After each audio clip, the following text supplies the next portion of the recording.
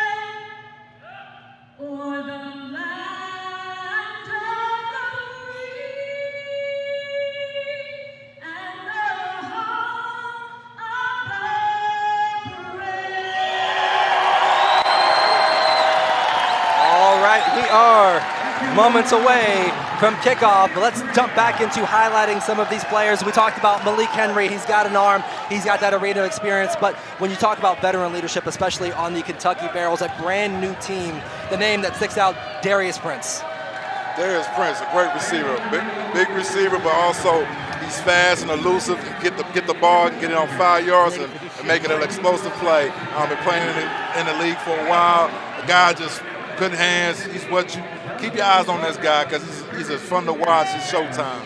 Absolutely. So the teams are coming onto the field, but we're going to touch on Malik Henry a little bit more. Like I was saying earlier, he was on Last Chance U. He was a guy who transferred between a couple of different schools, a very highly touted recruit coming out of high school. And you mentioned he's got arena experience going multiple teams throughout the year, throughout his career, multiple NFL squads, practice squads, multiple arena leagues, CFL. What's it like to have somebody like that leading your franchise? Oh, it means a lot because it's a guy that can show leadership, a guy that can help young receivers out, help the guys understand where they need to be and have that, because arena game is all about timing. It's all about being on the same page. And if you get on the same page and good timing, it's based like a water machine. You just driving down the field, 1-2 play scores, and that's fantastic. That's what the fans want to watch. All right, we're going to get a lot of points. We're going to go to a break, and on the other side, we're kicking off AF1 here in Greater Cincinnati.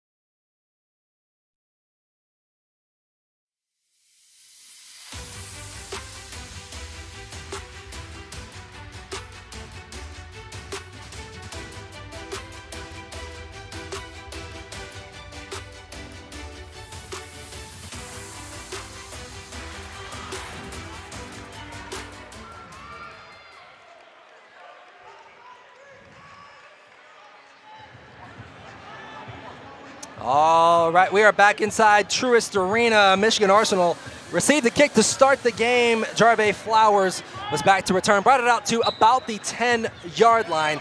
Malik Henry, quarterback for the Michigan Arsenal, will be lining up under center.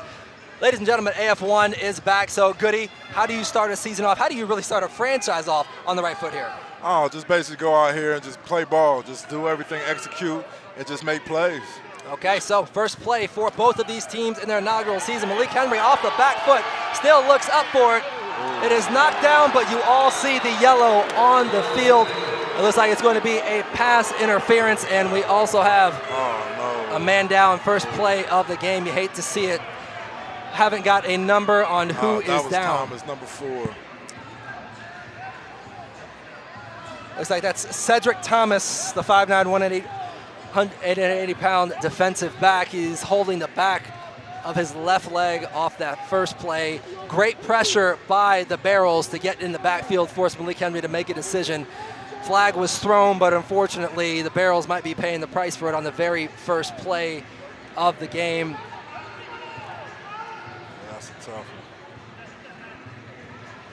So that penalty will bring the ball out to midfield, but as you can see, a bunch of the Barrel players on one knee, worried about their teammates, something you never want to see in the game, especially in the first play of the season. Oh, never. You never do, especially in the secondary, because in the secondary you only really travel four DBs. So now you're gonna bring the jack number 10, bring out Wilson, you're going to bring Wilson out of the box now. Now he's going to go to the DB, and then they're going to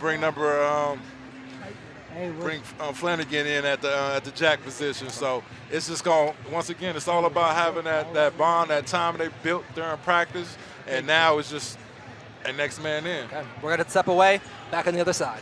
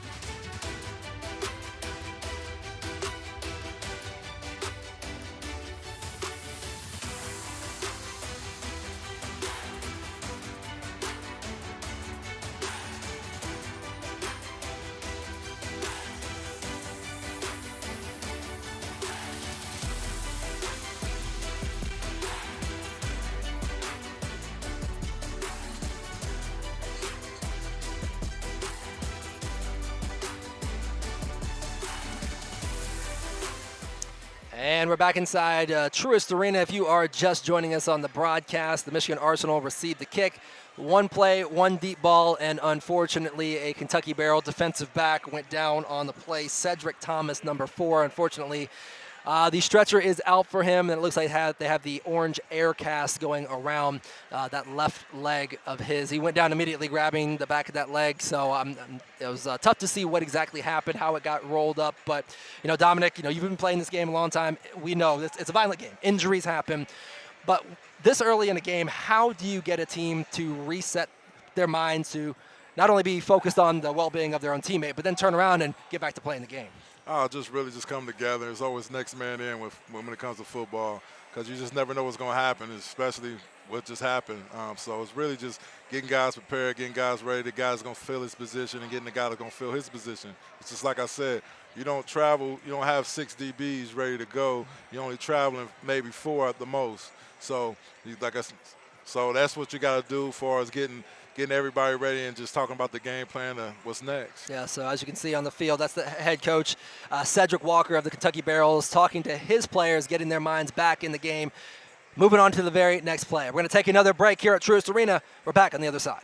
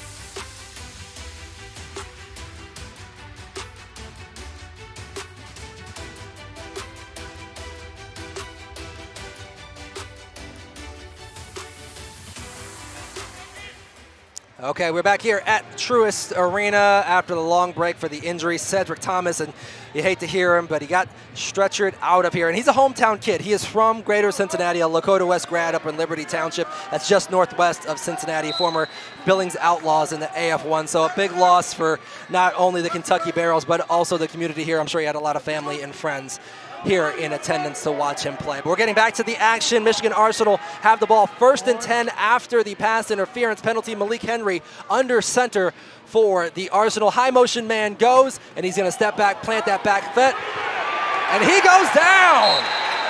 He goes down. That's number 5, Zeke Rose, the 6'3", 330-pound nose tackle out of West Virginia, Dominic. Oh, man. Just basically, they just got after him, man. It also helps with number 13, DB rerouting the receiver to mess up that timing. That's the timing I was talking about earlier. When you can mess up that timing for the quarterback, it gives the D-line time to get after the quarterback. Absolutely. The Arsenal offensive line just letting the Barrels through off the bat. Let's see if they can get something under control here on 2nd and 10. High motion, quick ball into the dirt. Malik Henry unhappy with what's happening in front of him, hands on his head as he walks over to head coach Sean Leota. Oh, man, it gets frustrating out here because after the momentum is going to Kentucky Barrel right now, after that sack, and it seems like the timing is off for him right now, and I can see Malik getting frustrated with it, but, hey, it's part of the game. You got to figure it out. Absolutely, and as you all can see at home, this is a smaller field if you are new to arena football. There are a lot of different rules from the outdoor game that we are going to go through. One thing, this is 4-down territory no matter where you are on this, so although it might be 3rd down at this point, it still could be a situation where they're going to pick it all up. Malik Henry back once again, lobs it up wide open. That's number 0, Jarve Flowers into the boards, but it's down inside the 5. Dominic, how do you get so open on that crossing out? It just seemed like they was doing front side, backside help, just helping out, just playing zone, and caught him slipping. DB was far back, got him with an over route, got him wide open, and you've seen the rest of his history. So we saw the momentum on one side, 2 plays, a lot of pressure. The next thing you know, there's nobody within 20 yards of them, so there's something the Barrels will have to take a look at. Also, number 1 for the Barrels going over the wall, that's Joe Powell. Hopefully he's all right, but that's arena football. The walls are part of this game. Sometimes you go over the top. Here we go, 1st and goal inside the 5 for the Michigan Arsenal. Malik Henry under center. High motion coming. It's a short one. Quick pass. Oh. That was Jalen Wilson going high up. Now, Dominic, again, if you throw it off the net, off the wall, that ball's still in play. That was still in play. Seen it a lot of times, especially back in my playing days. We've been through some game winners through just throwing it off the net like a Hail Mary and just catch it off and for a touchdown. So it's not just one thing to go up and try to get the pick or try to knock it down. You can play it off the net. That can be part of your playbook as we walk out here. 2nd and goal from just inside the 5-yard line. Ball on the right hash, jets outside of that hash. Here we go. Let's see if the Arsenal can get in. A high motion going 0. Pressure, broken play, somebody wide open. We got flags down. Ball is caught. It will be a touchdown, but let's see what the flag is.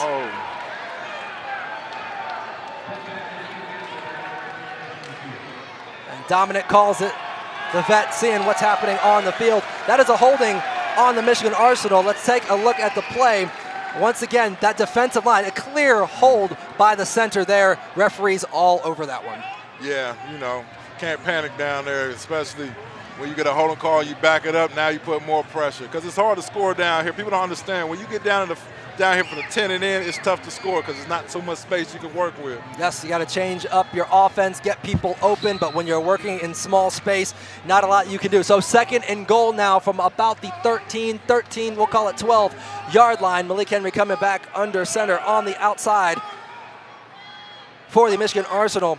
Dan Williams, the 3rd, 6'2", 210. Let's see if he gets the ball. High motion coming in. That's Flowers on the corner route. Something underneath. Henry's taken off, but he's going nowhere. Once again, it is that Barrels defensive line and the linebackers. Siosi Finau all over that tackle.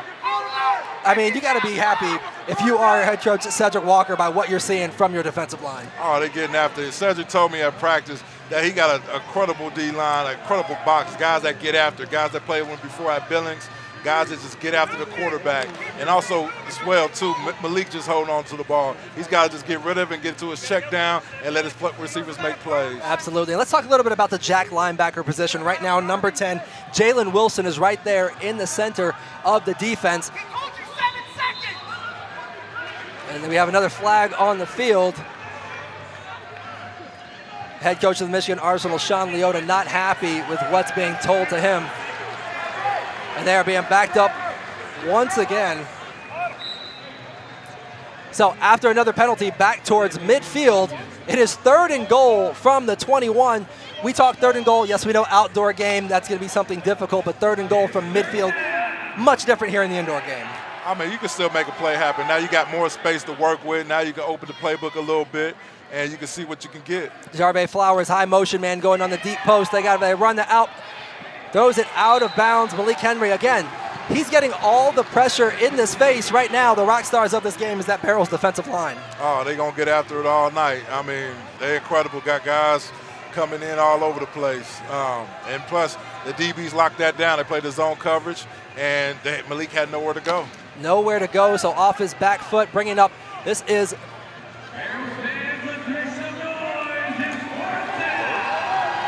it should be 4th down on the play. Arsenal need this because, again, indoor game, you're not seeing people punt the ball. So high motion once again. That's Flowers going deep. Long this time. Henry looks in his face, gets a man. It is out of bounds, and it is a gift for a brand new Kentucky Barrel fan. Ladies and gentlemen, that is the first turnover on downs for the Kentucky Barrels. Yeah. That was great pressure. Had nowhere to go with the ball. It seemed like the receiver, the wide receiver, the boundary receiver kind of slipped when he was trying to run a corner route. So Malik had to take his eyes off of him and had nowhere to go. So here we go. Here we go. Zeke Rose getting the crowd absolutely amped as he runs off the field. So now we're going to talk about this Kentucky Barrels offense. Dalton Oliver is the starter out of Kentucky Wesleyan a few years back. Do you take a shot? I imagine you have to go down the field first play. Oh, got to. You might as well. You're right here going close to midfield. You might as well take a shot. You got, this is what the fans is here to see. A quick score, touchdown, or get ahead. So high motion will be number 17, Jalen Marshall, a hometown kid, Ohio State product. He's deep. They play it underneath. So that's going to be a first down, Barrels. They are moving the ball. The man we talked about pregame, the Wiley vet, Darius Prince. Yeah, the high motion man took a post route, took the safeties back, and Oliver did a good job just giving it to Prince on the over route. And something I hate to see, number 12 for the Michigan Arsenal. That is Jalen Alexander, the Purdue graduate linebacker, slow getting up. He's getting some help off the field with a teammate, but a pretty noticeable limp as he goes off the field. But we talked about this. This is a game of attrition. You don't have 53 guys, a 55-man roster to go through where you have 5, 6, 7 deep, depending on the position. You might only travel 3 linebackers. You might only travel 4 DBs. One man goes down. It can be a big difference for the full game. And that's why they call it Iron Man football, just for that reason. You got to be able to play both ways and be able to play the position and be the next man in. You shouldn't have to move your chain again. You should just be good. So we're getting things reset. It would just be the box. All right, here we go. Dalton Oliver back under center, bringing the play into the game. Let's see where the Barrels go. They've had 1 completion, 1 play, and their short lifespan as a franchise. Let's see what play number 2 can do. Jalen Marshall, high motion. Once again, they're looking for him on the corner route. Is it there? It is there! It is a touchdown! Kentucky Barrels! Oh, man, that was great. Just a simple sail route, quick hitter. Jalen did a good job getting on the middleman's toes, and good placement like we talked about. Just put the ball where you can go get it. That is a touchdown for the Kentucky Barrels. The first touchdown in this young franchise. Going to the replay, a perfectly placed ball in the corner of the end zone. Got his hands up, DB. Nothing he could do about it. On for the extra point right now, the kicker for the Barrels, Aaron Baum. And it's got to feel so good to get that first score, that first possession off the board, out of the way, and it ended in 6 points, potentially 7 here. Oh, man, it calms all the nerves because, getting into a game first time, all the nerves is going, being jittery, and it's just like once you catch that ball, make that pass, now all the nerves are settled. Now you can go out there and play football. And you can go play football. Ladies and gentlemen, Arena Football 1 is back on your TV screens. Let's see what happens. Let's see if the Michigan Arsenal can respond to what's going on out there. First, they had a big play early in the game. Injury to the Kentucky Barrels. Went down the field, kept going forward. It was a two-play, 29-yard drive. Took a minute and 34 seconds.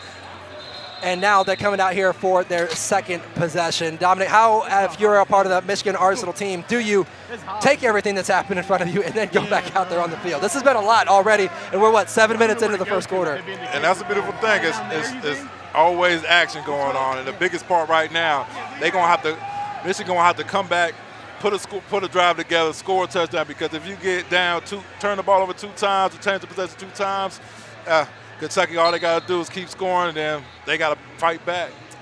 They got to tie it back. So Aaron Baum once again back to kick for the Kentucky Barrels. Back to receive will be number 3 for the Michigan Arsenal, Drayvon Macon, 5'6", 160 out of Kansas Wesleyan. So here we go with the kick. Official gives the ready for play signal.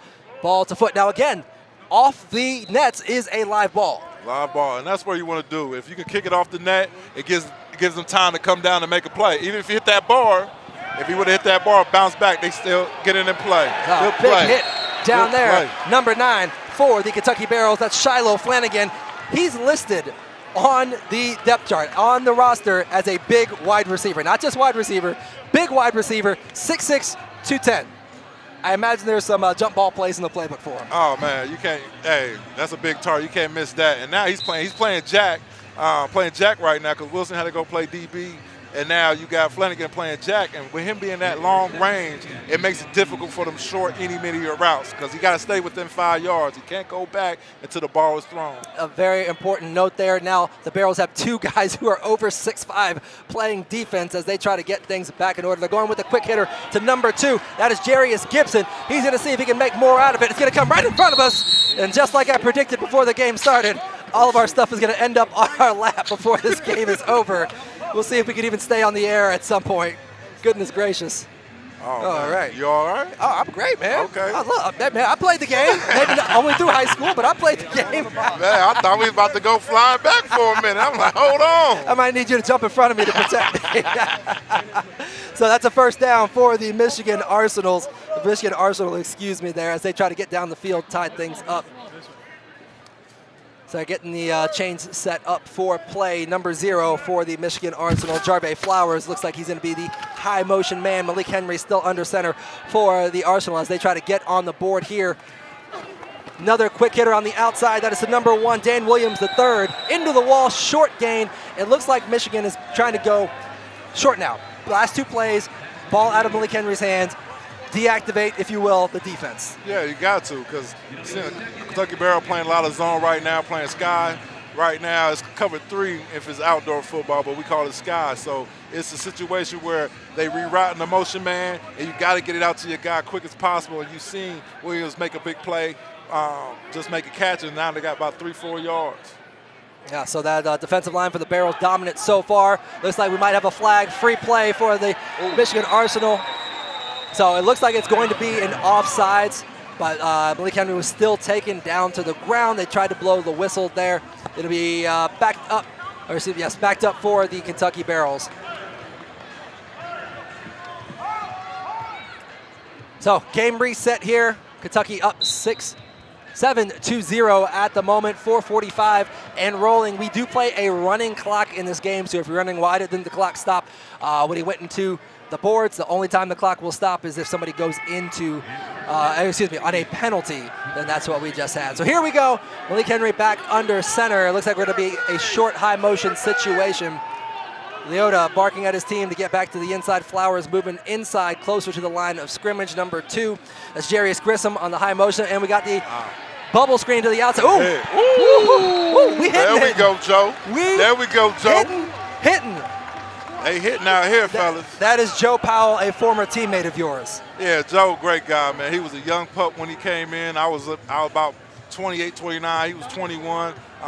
Came in and made a lot of noise from his playing in the arena. So he's been playing this game for a long time, playing in the UFL, had a shot in the NFL. So he's a guy, a veteran that you love to have out here for this defense. And this defense has been playing some great football so far.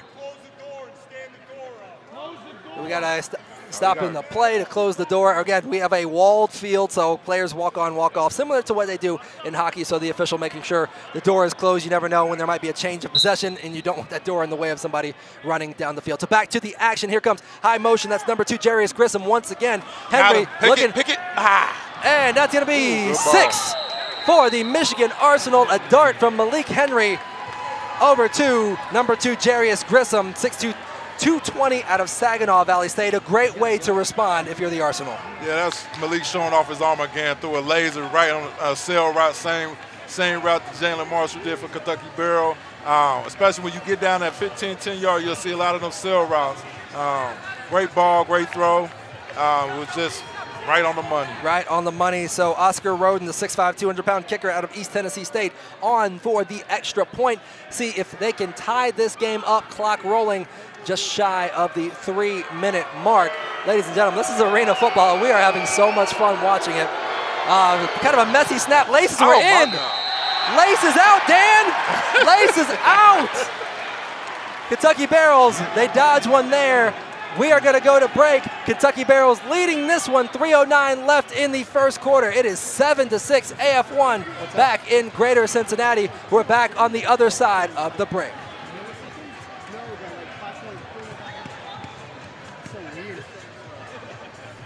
From the 80s.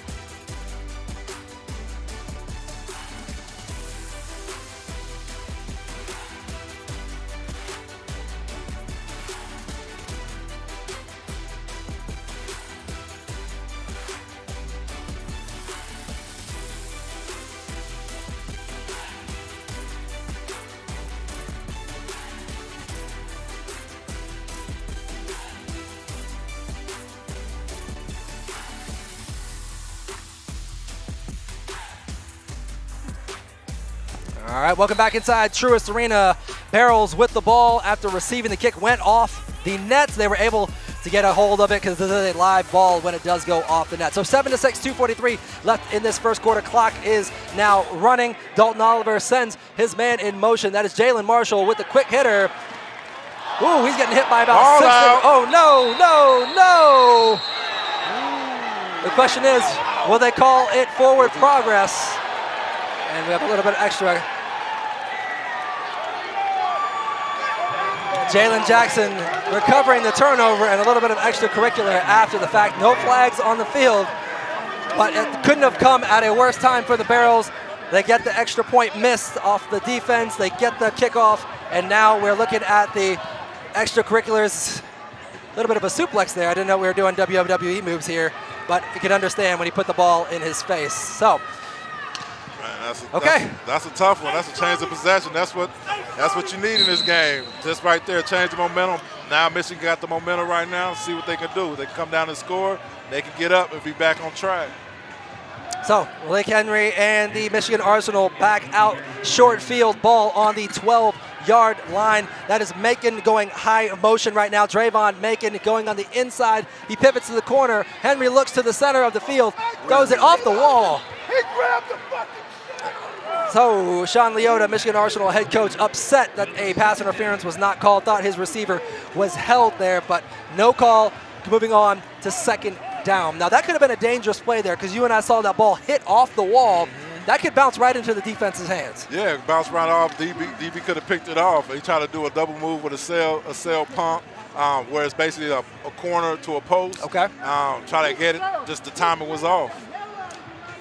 So Sean Leota still arguing his case with the official, wanting that flag out there, but it did not come. 2nd and 10, 1:30 and rolling here in the first quarter. 7-6, Kentucky Barrels on top. Michigan trying to take this lead after the high motion. That's number 3, Drayvon Macon.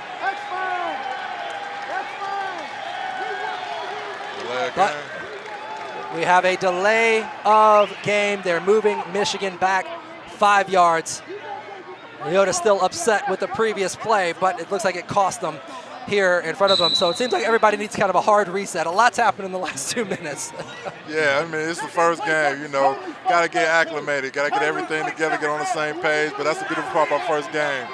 Play, keep playing. Then once you figure out, especially at halftime, it's going to be a lot smoother. Hopefully a lot smoother. But again, you might hear some language on the field. We do have crowd mics right on top of the coaches and players, so just be warned there. Henry back. Looks, there goes a high ball. Great catch. That was number 7 for the Michigan Arsenal. That was Travante Long, 6'1", 215. These teams are starting to jaw a little bit.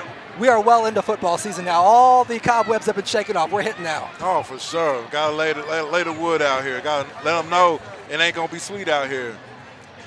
Lee did a great job coming down. Even though he made the catch as a point, you still got to make the tackle because he can still go up that wall and score the touchdown. So into the wall, out of bounds. Ball now at the 7, we'll call it, yard line, and Michigan Arsenal going trips left. That's Macon going in short motion back to the inside. He tries to do a little jitterbug step to get open, but it's going to the corner, and it's going out of bounds and over the wall. No. Oh, he hops back up. See, good. That's the scary part about this game, going over that wall, because not over that wall is nothing but cement. There ain't no padding or nothing, cement. I was about to say the exact same team. You've been playing this game a long time. I've been watching this game a long time. We see players go over the wall just like that. Their legs get hung up behind the wall, so they're just free-falling. But if they catch it, it's a touchdown, so you're still going to go up and get it for your team. Exactly. You'll get some situations where even though it's over the wall, you can kind of get the ball, grab the ball, just as long as you can show the official you caught it, you're good. Okay, that is the end of the first quarter. Barrels up 7-6. We're going to step away. Quarter number 2 on the other side.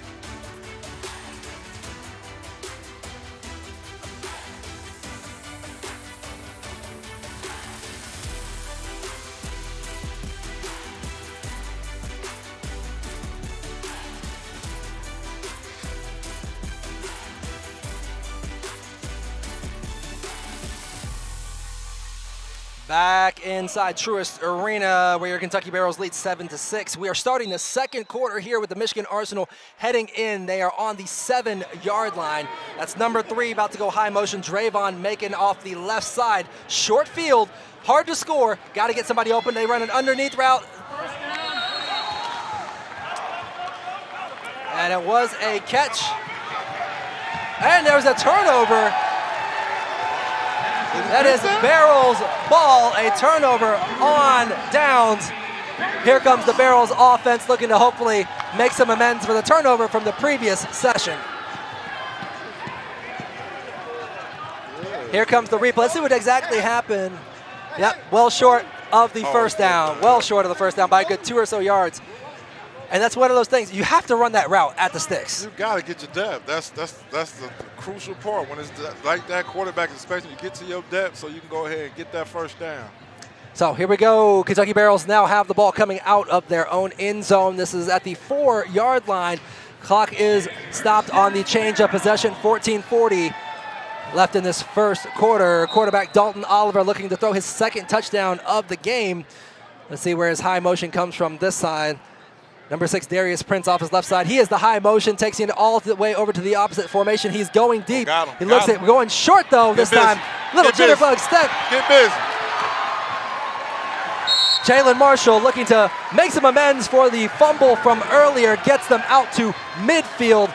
You saw it, Dominic. They run the high motion man deep. Crossing route right underneath. Here's the replay on the catch and tackle.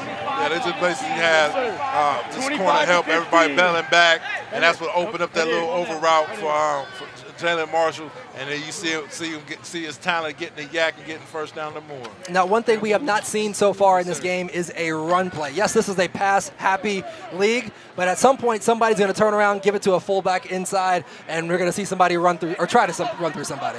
Yeah, that's the only times you do that is to keep the defense honest. Here goes Oliver with the ball again. He had number 3, Desmond Epps, the quick wide receiver, open in the middle, but just a little bit too high. So that makes it second down for the Kentucky Barrels. 13:30 and rolling here in the second quarter.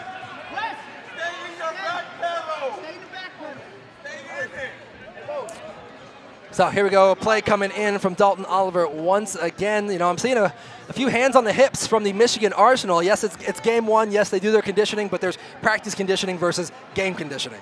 Oh, for sure. You know, it's not but sprints right now. Adrenaline's going. You just sprinting the ball, got to get back on. It's fast-paced. Fast-paced, and we'll see how fast-paced this next play is. That's Jalen Marshall, once again, the hometown kid. We have a delay of game that's going to move the Kentucky Barrels back just a little bit. Now let's talk a little bit more about one of the receivers, Jalen Marshall. He had that big play a few moments ago. He had the fumble earlier, but he is a hometown kid from Middletown, Ohio, heading up to Ohio State. What does it mean for a team like the Kentucky Barrels to have so many local kids, 4 to my count, on their team? Oh, it means a lot. It gets people out to come see him play, get the people, especially the kids that look up to him, to have that vision and want to do the same thing as him and play here for Kentucky Barrels. The former Middletown Midi in motion once again. Dalton looks, and then Middletown Midi, he gets it. Turn Kentucky Barrel. That's a first down. Kentucky Barrels. Jalen Marshall getting active. Man, just a clear out by Prince and Jalen Marshall on the dig. We call that a little double dig clear out. It's a good route, good combination, especially when it's long going to the sticks. Yep. So one thing we haven't seen by the Michigan Arsenal is getting pressure on Dalton Oliver, the Kentucky Barrels quarterback. Complete opposite story when you switch sides of the ball with what Kentucky's been able to do to Michigan as far as Michigan to offense. But here goes Darius Prince, high motion on the inside. He plants it, he looks it, it's not there. Oliver scrambling to his right. He looks off the wall, it's still the play. Almost an interception there, 21 for Michigan. Bo Bell, longtime AFL player. He had a handout to hopefully grab that off the net. Got to be careful with just throwing the ball up. Yeah, definitely do. I mean, it was a situation. Prince was open on it. Just missed him a little bit, held on the ball just a little bit long. But like you said, if he would got off that net, Prince was looking like he was going to make that play as well. So as you guys can see, there was some laundry on the field. Penalty on the Kentucky Barrels, likely a hold, moving them back. Clock now rolling 11:40, 7-6. we've reached that point where the cobwebs have really been knocked out. The offense is kind of opening up a little bit. Penalties are happening. There's probably a little bit of fatigue, but let's see what happens here. Jalen Marshall, high motion once again to the right side. Quick bubble screen to the outside. That's to number 3 for the Barrels, Desmond Epps. He fights for about 3 yards. Now we got a little bit of extra in the backfield, and there's the flag. Number 56 for the Kentucky Barrels, Terrence Ames Jr., likely the one who is at fault here. Dominic, you played a lot of football. It's always the second person that gets the flag. All the time. That's where you got to hold your composure, stay disciplined, and understand you can't hurt your team doing stupid penalties like that. Yeah, and it's something where you understand people trying to protect their own teammate, but then there's always that extra arm push, get off me, pushing away. And by that time, the entire arena is looking at it, including the officials. And yeah, he would have got away if he just grabbed his teammate or kind of stepped in between. But when you throw that arm and extend it out to the face, they're going to call it every time. Every time. So the Barrels losing yards there on the personal foul. We're going to repeat. Looks like we're going to repeating second down here as they march off the penalty yards. So a little bit of confusion. It is second down. We're going to make it happen. So here we go, resetting. Kentucky Barrels with the ball, leading 7-6, hoping to get their second touchdown of this young franchise. Again, both teams you're watching here on the field here at AF1, week 1 of the season. Brand new franchises to AF1, brand new franchises to the Arena Football League, which is so good to see new teams, new faces, and new blood. Yeah, you know, especially here in Kentucky, Northern Kentucky area. Football is really important down here, especially in Cincinnati. So people in Cincinnati come check it out and see an exciting game. See an exciting game. Jalen Marshall once again for the high motion. He's going deep. Oliver wants it again. All the space in the world. Touchdown, Barrels. Man, the corner, it seemed like a miscommunication with the DBs back there. DB came up for the overroute on Prince, and once again, opens it up for Jalen Marshall for another touchdown tonight. Number 2 for him on the season, making up for that fumble on the second drive of the game, but he is in for 6, the second passing touchdown from Dalton Oliver as well. On for the kick, Andy Baum hoping to push this lead 14-6. Let's see what happens on the kick, but you got to love how the Kentucky Barrels offense is doing. That offensive line making sure Dalton has all the time he needs to throw the ball. And he's doing a great job getting the ball out, too. Great calls by Coach Reggie Gray, a former player, played in the arena game for a long time. Doing a great job with his play calling, spreading the defense up, sending guys deep and bringing the guy across middle, and sooner or later they're going to come down for the medium route. And that's you just see Jalen Marshall for a post for a deep touchdown. And all the quarterback had to do was just put it in the right spot, had all the time in the world to make that catch. We are taking a break here at Truist Arena. Your Kentucky Barrels leading 14-6.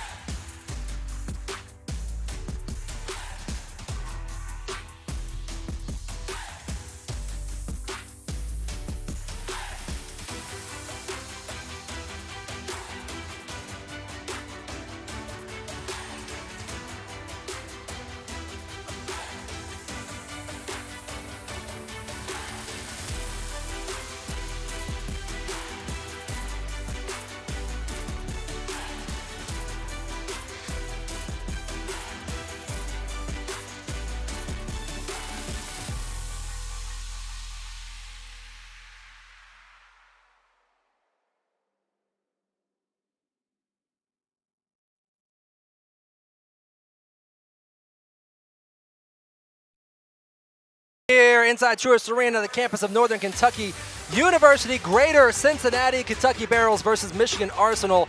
Kentucky Barrels have been really doing whatever they want on offense outside of one fumble on their second possession. They lead 14-6, about to kick it away.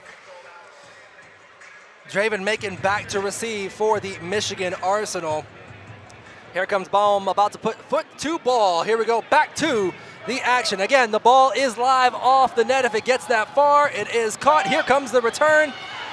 Great pursuit there by the Kentucky Barrels. Thought they were going to have him at the goal line. Gets out to the 5-yard line. Great tackle there by number 10, the big DB, Jack linebacker, Jalen Wilson. Great job getting down there. I mean, get down there, getting them down there at the 5 and making them, it's going to be hard. Now they're backed up, and with the pressure that's going on right now, they can mess around and get a safety.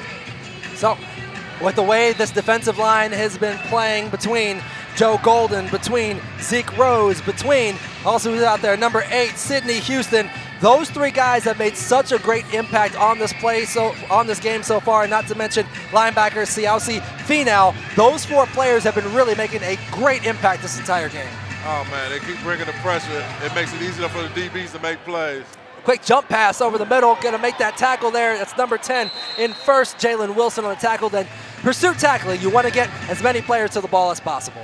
Yeah, they just went for a quick game, just get it out there, get some breathing room. It just seems like Michigan's they're gonna have to go quick game because that pressure is killing them every time they try to drop back. Yep, we saw it on the first 2 drives for the Michigan Arsenal. Malik Henry was having to throw the ball off his back foot multiple times, and it wasn't really working out for them. They did score 1 touchdown off of that, but now they've really changed their offense to everything short. But here we go. Once again, that's number 0, Jarvay Flowers, the high motion man. He wants him deep. It's 1-on-1. Is the ball there? That's the question. Oh! He comes down with it. Ladies and gentlemen, that is Arena Football 1. You are watching. He went full speed into that wall, got 2 hands on it, went upright, upside down, came down with it. Oh, it's coming back. All for nothing. Watch this effort. Watch him flip. Watch him hold on to it. But that's got to be such a demoralizing moment to look back and see laundry on the field. Especially when you just put your body on the line, you got folded up like a lawn chair, and then you celebrating, and all of a sudden you see the yellow laundry on the field. Oh my! Now you got to go back and do it again. You know, you played wide receiver at a very high level. I enjoyed playing it at high school in wide receiver. You and I know those moments where you got to look back at like all that work you did for nothing. For nothing. For nothing. Second down now. Here we go. 9:27 clock rolling. 14-6. Kentucky Barrels with the lead. Let's see where the Michigan Arsenal choose to go this time. That's number 2, Jarius Grissom has the high motion. He's coming deep. Let's see if it's something short, but no! Malik Henry going down. Number 8, Sidney Houston with the sack. I gotta say it out loud. Chirp, chirp to the Ball State grad. Gotta love that. I'm a Ball State grad myself. You gotta love when a fellow Cardinal does something great on the football field. There's the replay, dragging him down from behind. Oh man, it just seems like the secondary, like I said, they on the same page. They locked everything up, so Malik had nowhere to go. So here we go, 3rd down for the Michigan Arsenal. The clock's still rolling, 8:40 now. They really need to make something happen. They've had their chances, but penalties got a hold of them on this drive. Let's see where they go. High motion once again. That's number 7, Trevante Long going towards the middle. Henry has to scramble, wants somebody deep, throws it short. That's Grissom with the underneath catch. Here comes the pursuit, going after the ball down. So it looks like that will be moving the chains. 1st down for the Michigan Arsenal, getting themselves out of harm's way. Also looked like number 51 for the Michigan Arsenal. Their offensive lineman, right guard, John Dugan, was holding his arm there a little bit, but he's going to stay in the game. He's the right guard, so let's watch that. Let's watch out for 51. He's favoring that right arm just a little bit. Let's see if Joe Golden off the right side, or excuse me, Joe Powell off the right side can make life difficult for him there. Here we go, high motion once again, coming to the inside to the left. It's a quick pop pass from Long. 3 guys to the ball. Flanagan, and also, who's that? Number 10, Jalen Wilson. You gotta love the way this Barrels defense is playing. Man, they playing physicals, just smash mouth, and that's what Coach Cedric love about this defense. That's his mentality, his philosophy. Teams that play most physical, you put the receivers scared, don't want to make plays. And you got to kind of see it with the guys. They catch it and get timid or even turn around. So let's see what is happening on the field here. Second down now for the Michigan Arsenal, trying to make something happen as they are down by 8 as we head closer and closer to halftime. There we go, Grissom on the high motion. It's a short pass to the left side this time. Got to make that tackle, and that is Joe Powell doing just that. But it looks like Michigan's starting to find a little bit of a rhythm. Yeah, and that's the thing about the check down. When you got the DBs going back, you could just check it down 5 yards and then he's a big receiver, let your big receiver make a play, get some yak. So Malik Henry and head coach Sean Leota both arguing with the official on the right side, upset about something there. It looks like they might have been had a receiver being held, but on we go to the next play. Henry bringing the ball back under center. 6:29 and going here. Let's see if the Barrels, especially their defensive line, can get some pressure on Henry once again. High motion going. That is Grissom looking. Henry has time this time, but a little miscommunication on the back end. Yeah, you can see right there that Flanagan being the jack kind of messed up everything because Malik looked like he wanted to go to the check down because the DBs flew back, but with that jack going lateral to take over that short ball, that's the thing. That's the beautiful thing about having a jack. He takes away the short balls. It takes away the short ball. As you mentioned, the jack cannot rush the quarterback. No, he cannot rush the quarterback. He can't even go beyond 5 yards to the ball is released from the quarterback's hand. Okay, so he's kind of stuck in his own box trying to make a play there. But if the quarterback were to run, he has a free range to go make a hit. So Malik Henry back under center. Here comes. Ooh. So almost an illegal motion there. So now we have the high motion long coming from the right side. Henry plants his back foot. Looks like a pick. Little too high. It goes over. Third down coming. Great defense by Wilson. He know he had help going on the inside, so he stayed on the outside of the receiver. So when he tried to hit a double move, he was there to make the play. Well, this Barrels defense looking to stand tall as it is now third down for the Michigan Arsenal, trying to make something happen here. They've been somewhat disjointed on offense. This drive has felt better than previous drives, but still, it seems like they take 2 steps forward and then come 1 backwards, especially with the miscommunication there on the back end. Man, that's the thing about it. It's always next play. And this defense led by Joe, I mean, he's out here making plays. It's right now, boom, right there to make a play. Cervante Long, he was the high motion with the crossing route. Looks like that will be a first down for the Michigan Arsenal. Thought somebody had jumped there. Referees saw it differently. Here they go, going in off the replay. Now watch Malik Henry here. He's gonna go 1, 2, 3, 4, 5, plant it, ball's out. It's a simple flash route they call it, but it's an over route in the outdoor game. Just something quick and simple. Got the defender across his face. Nice, easy completion. Oh, looks like we are gonna have. Looks like the challenge flag has been thrown. Let's see what they are challenging. Maybe challenging the first down, possibly. Okay, Michigan throwing the challenge flag for a first down, so the officials are going to come over here. We might be able to have a little insight into what they're looking for and how they're looking for it, because their replay screen is right here in front of us along the sideline. If we could get a replay of what happened over there one more time as the official announces the call.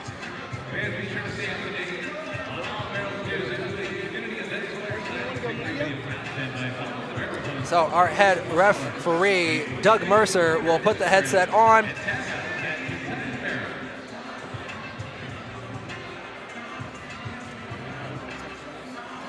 Let's turn both of them.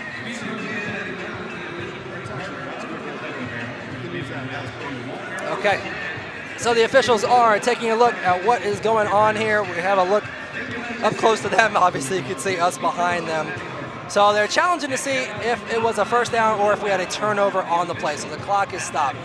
Chance for the players to regroup, obviously, but clearly Michigan saw something that they felt was on their side, threw the flag out there. They should know what the hell to do. Do you know what we're looking at? Come on, guys. So Dominic, taking a look at that as the referees go through this decision here, we have.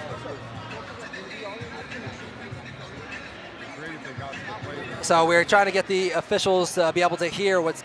Yes. We are looking at the replay, getting the officials to be able to talk back to our team so they can roll through the replays. But looking at the 3 drives so far for the Kentucky Barrels, 2 of them ending in touchdowns, 1 of them a fumble. So very easily the Kentucky Barrels could have a 3rd touchdown on the board, but that 1 fumble, a big hang-up for them. You know, that always kills you. It goes back to the same momentum of possession. Whoever team can have the most possessions and defense can get the most turnovers, whoever gets the most turnovers usually wins the game in this arena game. And every possession counts. So it's sort of like basketball in a way. Every possession is key. You got to score. If you don't score and the other team scores on the possession, it leads to losses and all that other stuff. Absolutely. So, of course, this is a very much an offensive-minded game, Arena Football 1. And with that, when you score those touchdowns or don't score a touchdown, it really puts the defenses in a bind, having to play on their heels, especially with the high motion man running at them. Oh man, put a lot of pressure on them because this is an offensive game anyway. So it's like offense always got the has the upper hand all the time, especially with the high motion, throwing the ball. You see guys making big plays, but if a defense can make a stop, especially down here and down this goal line, it changed momentum and changed the game. Yes, it does change momentum.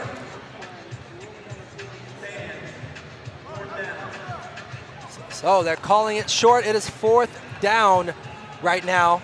I believe they called it short on the field initially, and Michigan challenging for that 1st down. They took a look to the best of their ability to try to get a good view of it, and officials decided it was still short. But that doesn't mean much of anything. It's a 4-down game. Might see our first run play here. Yeah, you might see a quarterback sneak. You might just see a fullback toss.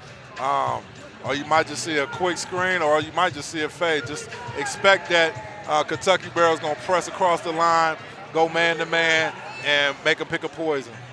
Pick their poison. Malik Henry leading the Michigan Arsenal offense back out on the field. This is week 1 of Arena Football 1. Kentucky leading Michigan 14-6. Here we go back to the action. Your high motion man this play, Jarve Flowers out of Delaware Valley, off to his left side. That's Jarius Grissom. And a very, very wide split for Williams III, Dan Williams III. And there it is, the first run play. Get it. He got pushed back, but the question is, illegal defense. We see Laundry, we see the referees, and they ruled it an illegal defense by the Kentucky Barrels. That means this will be a Michigan Arsenal 1st down off the penalty. Thought they had that stop too. Yeah, they definitely had it. It was just the mic just left too soon, and it leaves. You can't leave. You gotta leave when the ball is snapped. You can't leave. He left a little too soon, and there you go. Get your legal defense. And offsides, trying to get that jump, trying to get in there early. It was just too early. So it is 1st and goal for the Michigan Arsenal. 3:44 as we head closer to halftime. We got a great crowd here at Truist Arena on the campus of Northern Kentucky University here in Greater Cincinnati. Here we go. We got trips right for the Michigan Arsenal. Let's see where they go with the motion. Oh, so Flowers comes back, goes right back to where he was. A little stutter going left. Malik looking right. We do have a flag on the play in the backfield.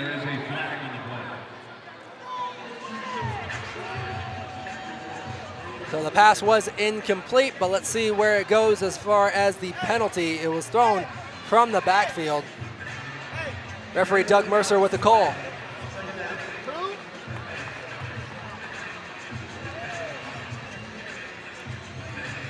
Looks like they picked up the flag. No penalty. 2nd down, Michigan Arsenal. So here we go again. Malik Henry getting the play from head coach Sean Leota. There's been a lot of frustration for the head coach as far as some things that's happening on the field between his teams and calls that were called or not called in his opinion. But the clock is back moving again as we creep up to 3 minutes left in this 1st half in week 1. 0 for the Michigan Arsenal. Jarve Flowers will be your high motion man coming on the left side. Number 1 out there, far left, Dan Williams III. Here goes a stutter and a hold, and it's going to be a quick pass that's not there. He throws it out of bounds. Man. They try to get it with a full tight end screen, try to get the defense fooling, thinking they were trying to see if the jack was going to go somewhere else, but the jack played it well. Flanagan played it just right, went right to it, sniffed it out, and he had nowhere to go with it. You have to shout out nose tackle Zeke Rose. He has been all over the backfield of the Michigan Arsenal all game long. If he gets a step, if he's able to get his hands on that offensive line, he's making moves to make himself free to make plays. But here we go, third down now for the Michigan Arsenal. Once again, that's number 0 as your high motion Jarve Flowers. He stutters. Here comes the plant. Here comes the ball. It is open. They throw a flag. And it looks like that will be pass interference on the defense on the Kentucky Barrels. Looks like, is that a hold? I believe I saw the... Yeah, they got him on a hold. They got him trying to run a whip route and just held him a little too long. I mean, when you get down here in this area, expect a lot of DBs getting grabby just for the simple reason it's so easy to slip through with all the rub routes and stuff, so DBs is important to get their hands on. Joe just held on him a little too long. Yep, Zeke Rose once again making things difficult for Malik Henry in the backfield. So he gets through, he causes things to be messed up, and here we go again. This is a first down for Michigan Arsenal from the 2-yard line right now. Once again, 0, high motion, left side, trips left. Malik Henry's looking for it, tries to go quick. Looks like it's incomplete. Incomplete, ball knocked away on the wall.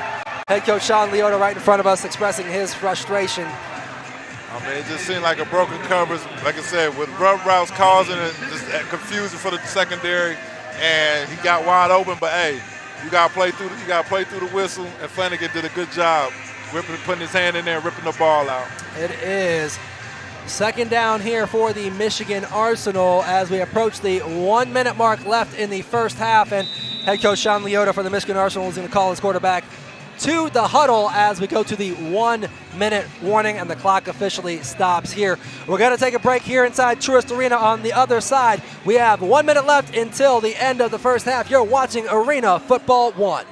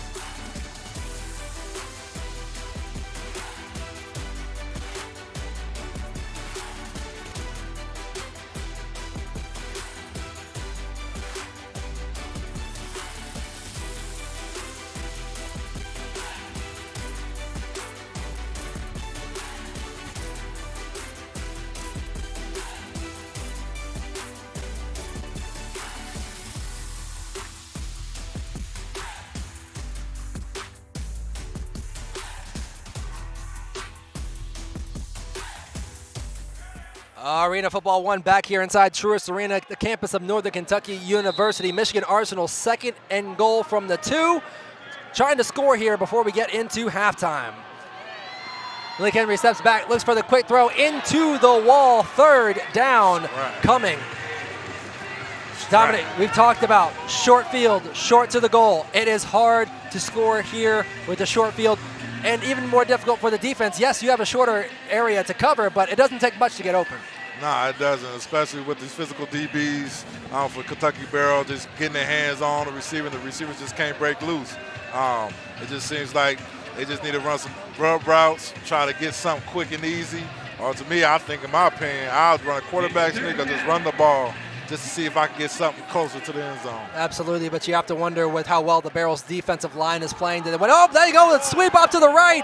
Henry, is he in? Waiting for the signal. He is in for the touchdown. Dominic, you called it.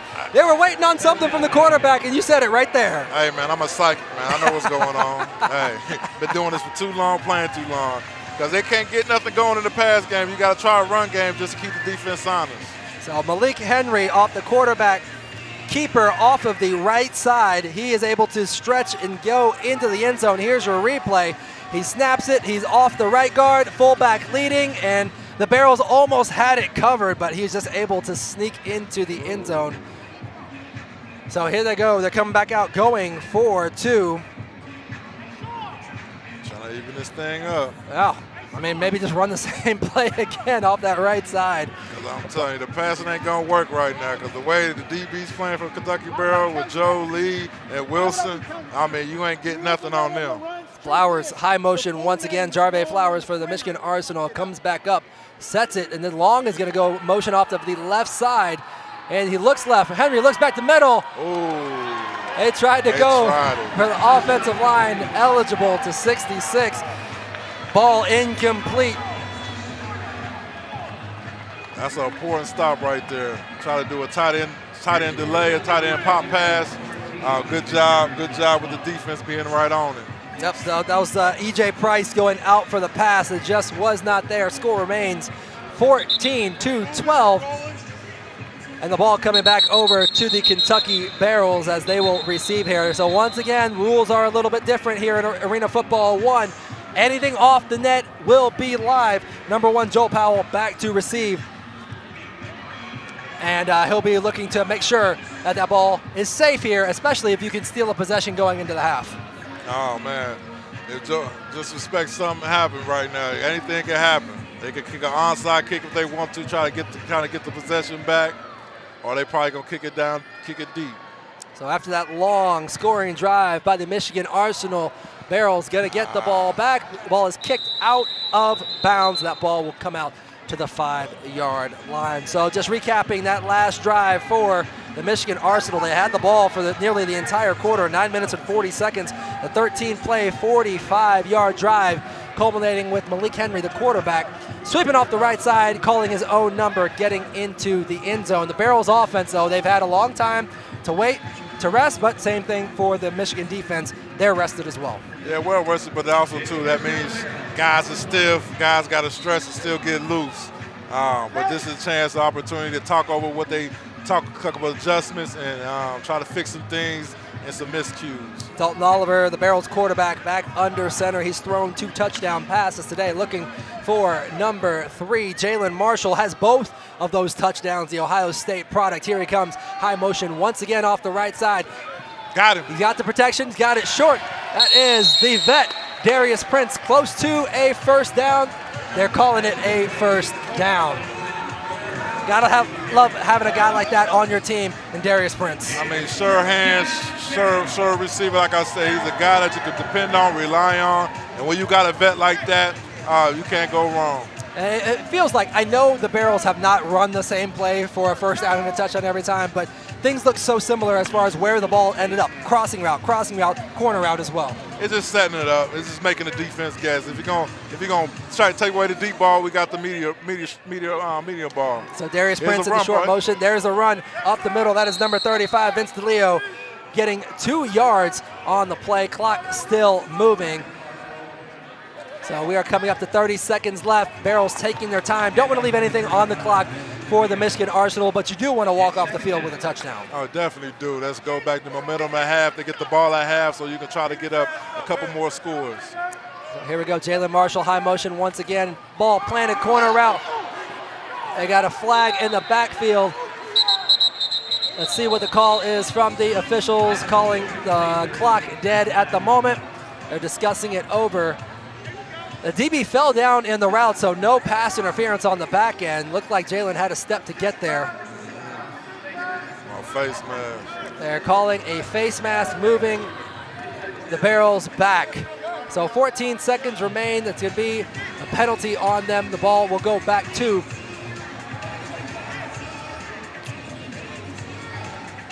just because of the down and distance, don't think they can still pick up a first down. They can still get a touchdown. There's still a chance for a shot for the end zone. So even with the penalty, the playbook doesn't change much. High motion out, going deep, looking deep. Oliver with his foot in the ground. He has a man open. Oh, that is one. He is going to want back. He had number 3, Desmond Epps, wide open on the deep post route, just wasn't able to connect with him. Those are the plays you think about when you're trying to go to bed at night.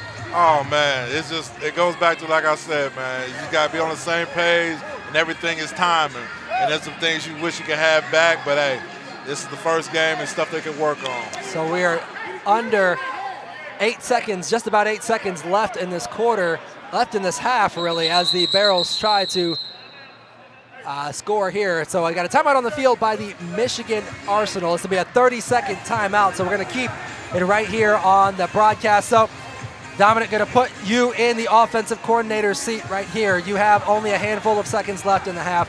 You want to walk out of here with a touchdown. The worst thing that could happen is a turnover. What would you look to see here from the Kentucky Barrels? I like to see just something, still take a shot. We got a double post concept we like to call, where we got our motion man runs the post, outside guy, the Z receiver run a dig, and then you got that wide receiver running an over route, or you can put him against the wall. He just runs a check down. So you still, it causes that friction for the safeties to make a decision. Okay. If you catch him in man, you got the post. You catch him in zone, you got the dig. If you catch them all balanced, hit the check down, get as much as you can, call a timeout, and you got a shot for the end zone.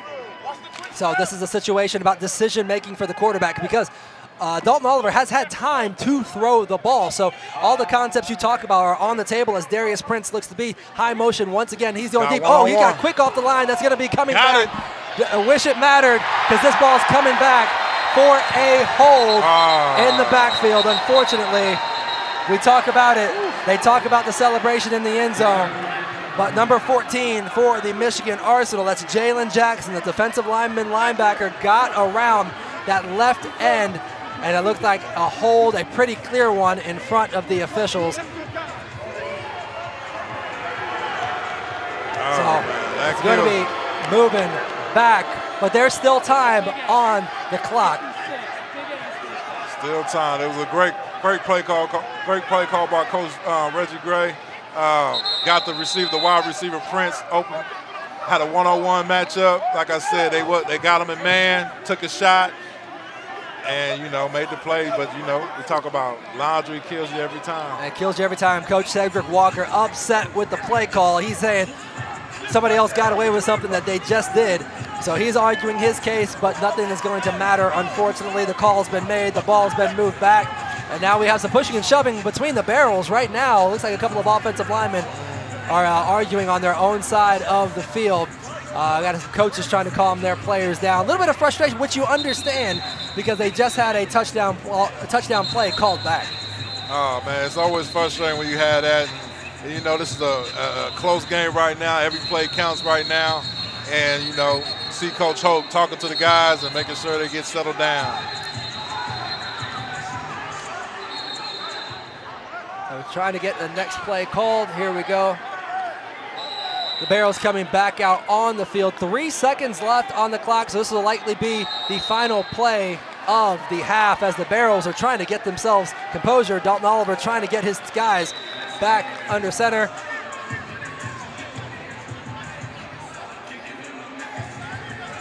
So we got another stoppage in play. A lot of chaos right now as we just try to play the last 3 seconds of this half. First the penalty off the touchdown, then you have guys jarring with each other, and it looks like we have a substitution. Number 71, Ryan Johnson Sr., hometown product right here out of Cincinnati. Spent time in the NFL with the Pats and Bucks, called Cincinnati home, went to high school in the Cleveland area. 56 coming off the field, Terrence Ames Jr. So we have a replacement offensive lineman. We have the play back into the huddle, and here we go. 3 seconds left in this first half. Whew, I think we all need a hard reset.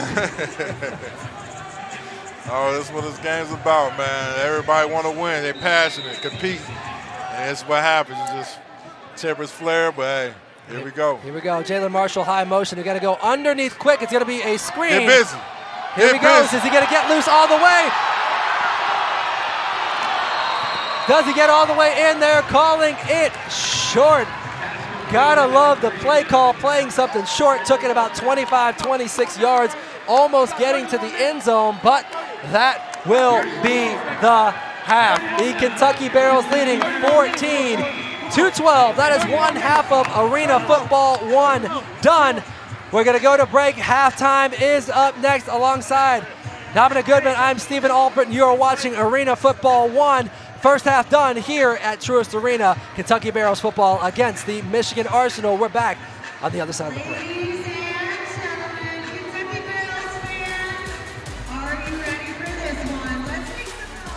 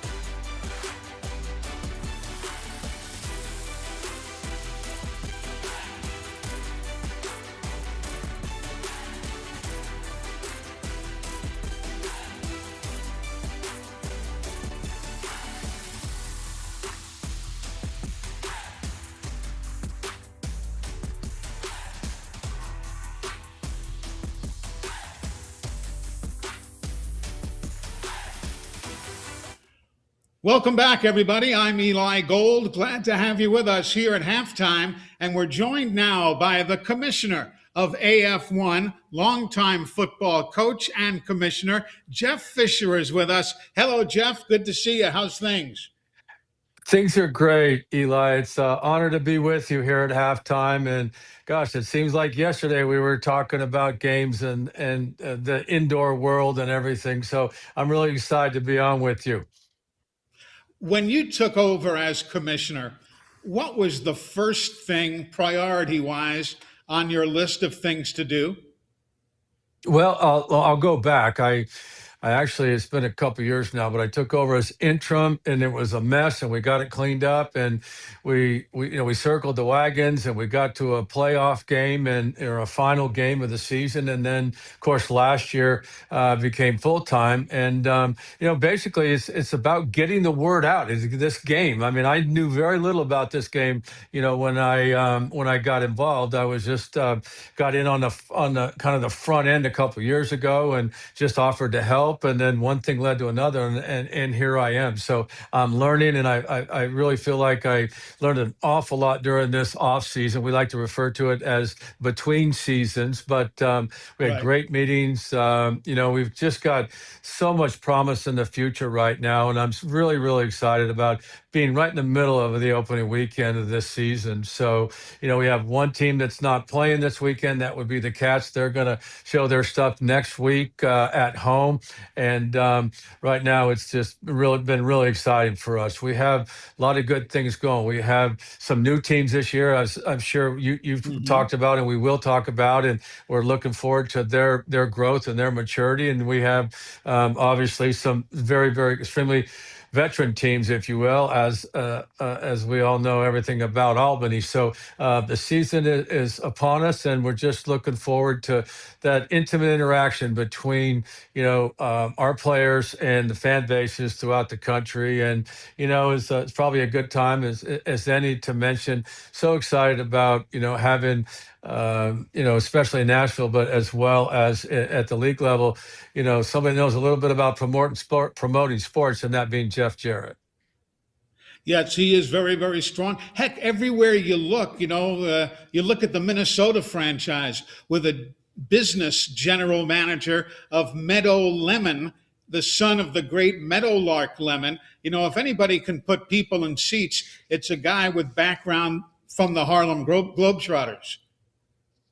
Yeah, exactly. And then, gosh, the stories that we were able to share, at the league meetings and prior to that, as they were working out, the deal as far as joining AF1, it was extraordinary. So honored to have him as part. And as you say, he knows a little bit about getting things, getting people in seats and getting things broadcast. And in this world we're in now, the digital world, he's extraordinary in that area as well.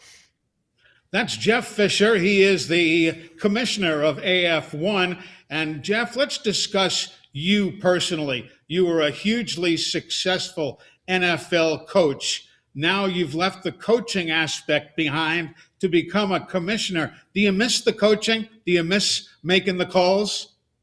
Well, you're always going to miss that, Eli. As you know, I mean, it's something Sure. that ends up in your blood, and it kind of circulates through your body over and over and over. But what when I got out, let me back up.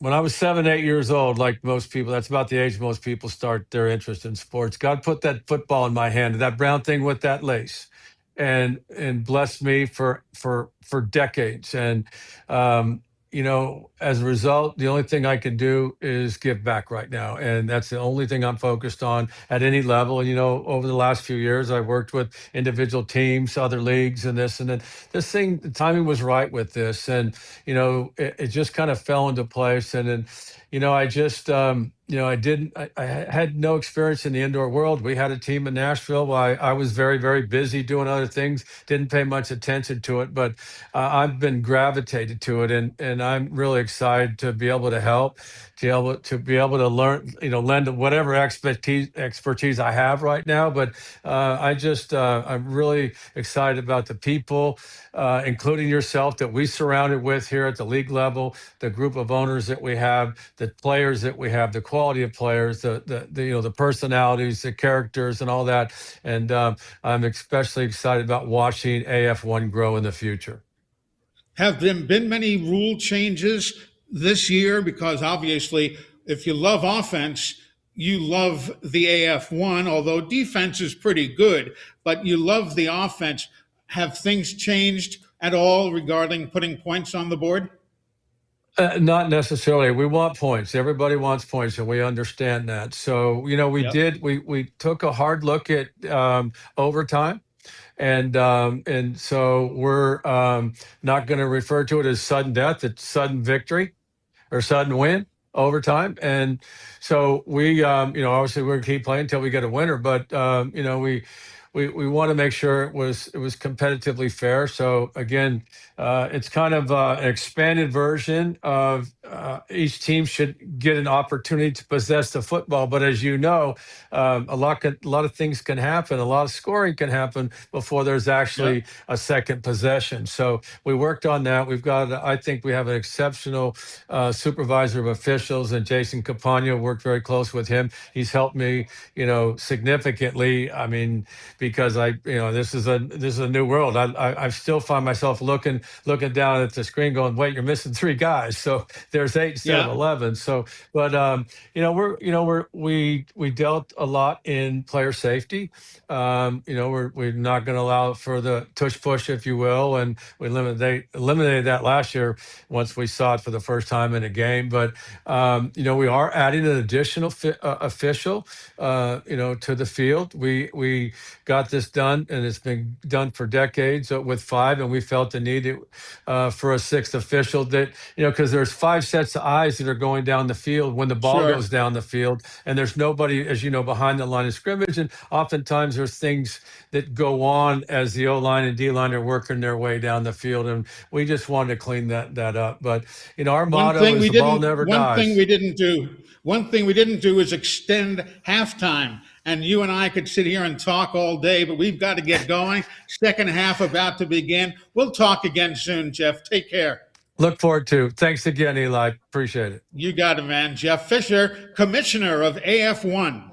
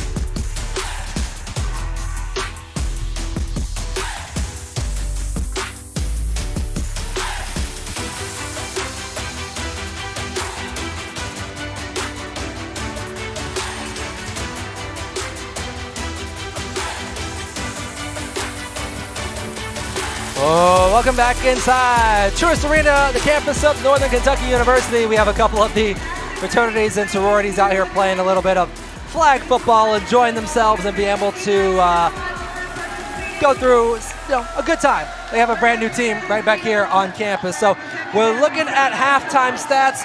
Dominic, you've been looking at the team stats. Give us your first look. What do you see? What stands out to you? Oh, man, just the turnovers and the sacks right now. Michigan giving up 3 sacks. I mean, that's costly. That kind of kills the drives and kills possessions.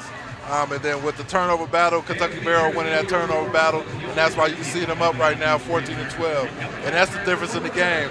Total yards is kind of similar, but you expect them to start off slow for the simple reason this is the first game, first time everybody's really getting after it in the game live.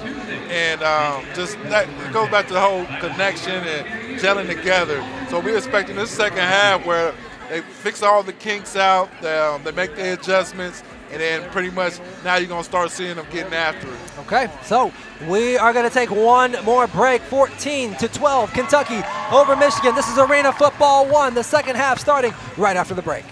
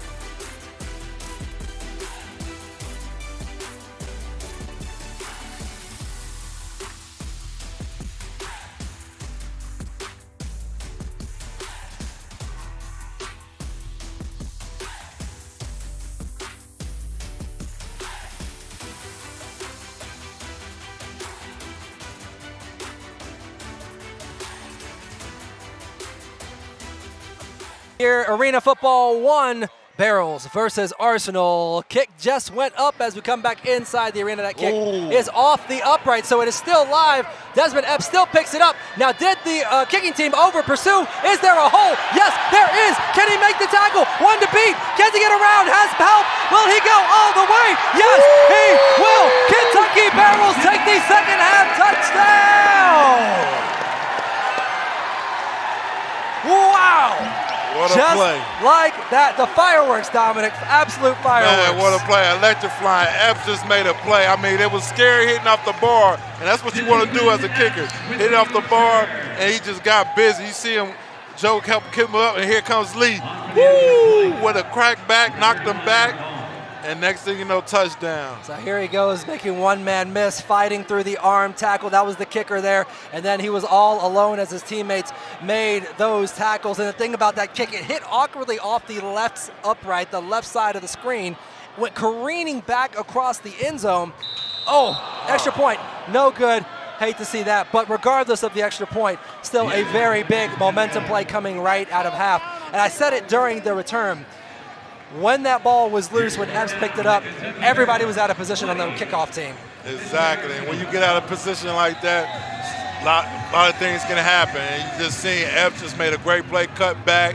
And the thing about Kentucky Barrow, they stayed on their guys, they stayed blocking, and they committed to went upfield to continue blocking for them.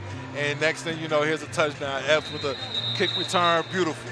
Yes, so barely any time off the clock as we come right out. We do it again. We're just doing it to the opposite team. Kentucky will now kick off to Michigan. Man, did not expect to see that coming out of halftime. I know Michigan absolutely did not want to see that coming out of the half. Not that quick. At least give your defense a chance to make a play and make a stop. But, hey, now you got the momentum for Kentucky right now. So here we go. Aaron Baum for the Kentucky Barrels getting ready to put foot to ball. So we talk about chains of possession, quick strike scoring, and this is one of those things where now the Barrels essentially have a possession to play with. Oh, definitely. That's a quick one. And now Michigan got an answer. So ball off the net, takes a high bounce, but the question is, do the Barrels over pursue? The answer is no. What a great tackle down there. That was number 13 on the play. Mike Lee, the defensive back out of Kansas, making the stop deep into Michigan territory. So can Malik Henry, can this Michigan Arsenal offense come back out and make things happen after watching their special teams give up an unfortunate score? I mean, special teams win ball games. No matter what type of football, outdoor, indoor, special teams wins ball games. Whoever flying around making plays on special teams, it creates a lot of chaos. Can absolutely erase a lot of chaos. Dominic Goodman, Stephen Albritton here with you on the call. Number 0, as Jarve Flowers back as the high motion man, but he's coming inside and he's looking deep, but it is a short pass to the outside into the barriers. Number 10, Jalen Wilson with the tackle. Pick up about 5 yards. So if you're just joining us here in this game, the Kentucky Barrels defense has really been a force to be reckoned with, especially those 5 or so guys up front between Rose, Flanagan, Houston, Finau. Those guys have been really making life difficult for Malik Henry, the quarterback for the Michigan Arsenal.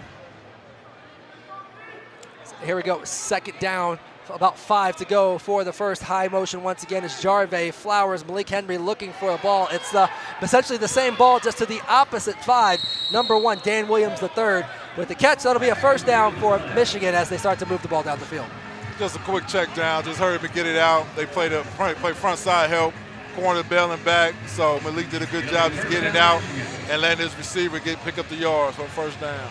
So we'll see if the Kentucky Barrels defense can hold up. They had that rest. Let's see if Rose, especially Zeke Rose, really been such a dominant force, making the center really have to work hard, putting him back on his heels quite a few times. Jarve Flowers, high motion once again. Malik Henry puts his foot in the ground. He's got pressure in his face, throws this one out of bounds. Well, here we go once again. That defensive line for the Barrels starting to get active. Oh, it was just, I feel like it was just a timing thing. Receiver was running a sail route. You usually want to run a sail route 8 to 10 yards, but the receiver just ran about 4 to 5 too quick. Malik wasn't ready to throw, and plus that help side with Joe, he was there to rob it, so he had to throw it away and get rid of it. So here we go, back out onto the field of play.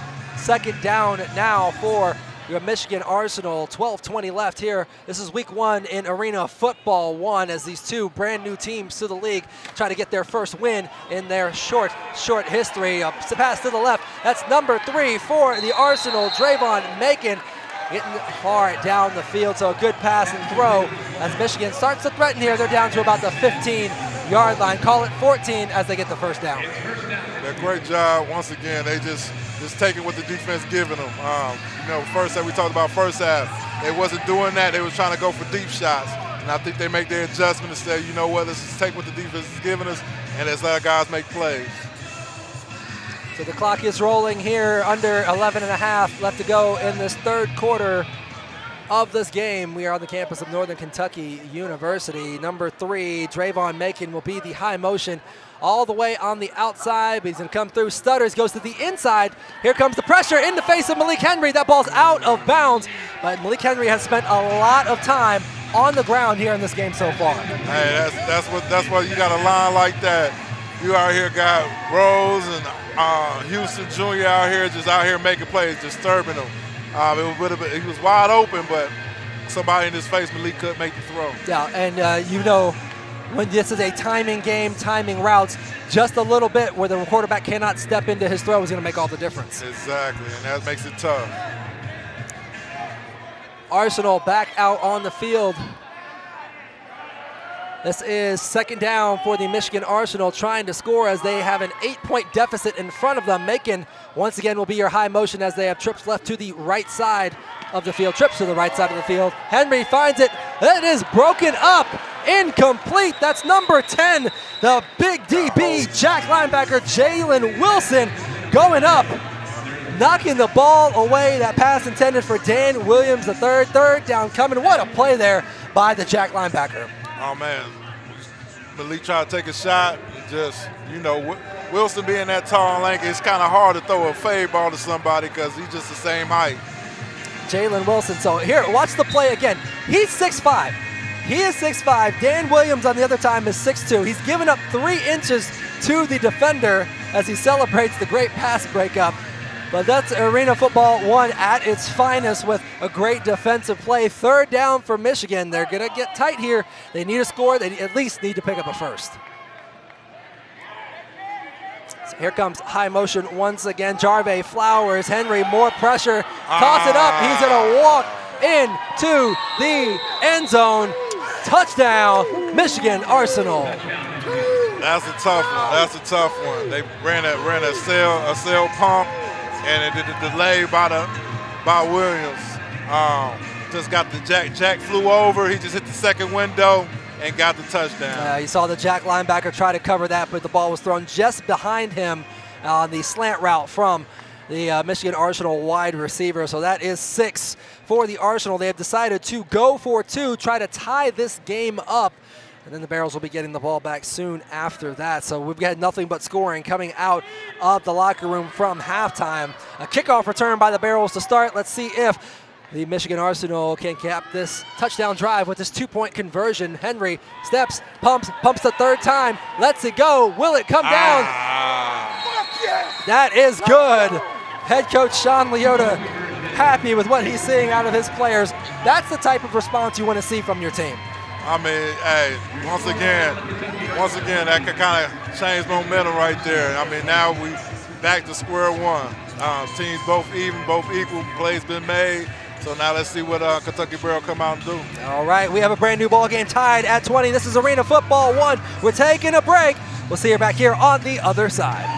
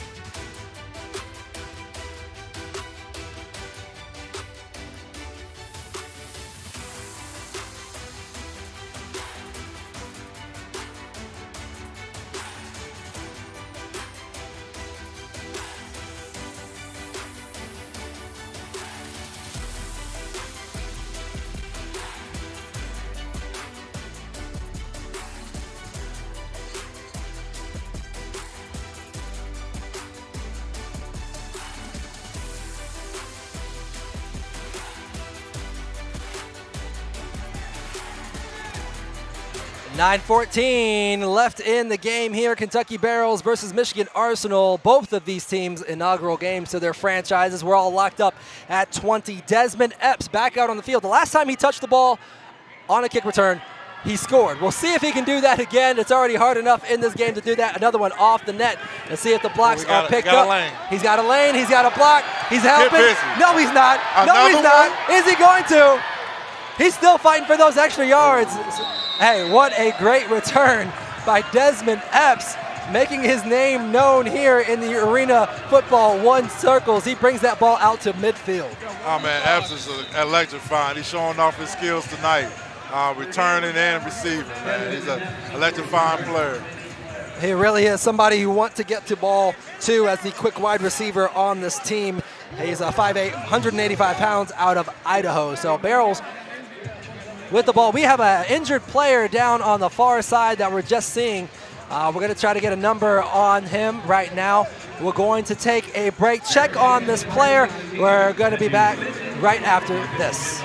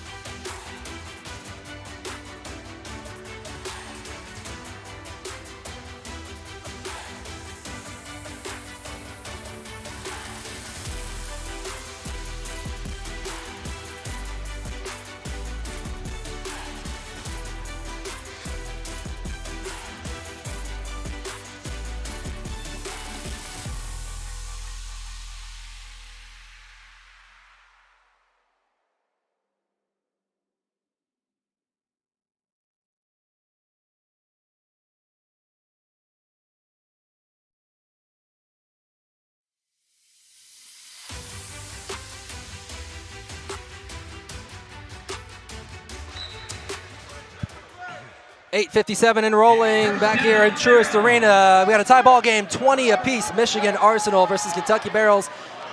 Kentucky with the ball. Their offense has been really good today, really efficient as Dalton Oliver looks for a pass. Is he going to get there? We going to have a flag on it? Yes, we will. That's number 21 for the Michigan Arsenal. Bo Bell with the pass interference, got his arms around Darius Prince, who was on that deep post route, so that's going to move them back, give the Barrels a little bit of a reprieve. As we reset the chains, it will be a first down.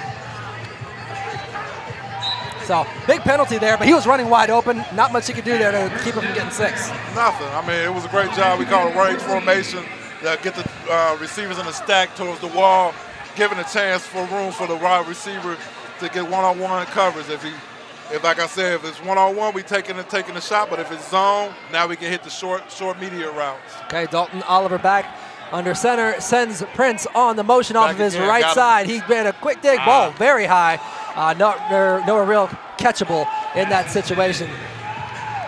So we've had quite a bit of jarring in this game, a lot of smack talk in the game. I think part of it is just these teams have been hitting each other for the past 3 weeks, and now they get to hit somebody else. So there's probably some frustration being let out here on the field. Oh, definitely. That's why you love the game of football, man. You can put all your aggression out on somebody, and you don't go to jail for it. You got to be with that one, Dominic. Here we go, back to the action. That's Marshall on the high motion. Oliver Beasley, get rid of it. He's going to go down. A lot of people around his feet.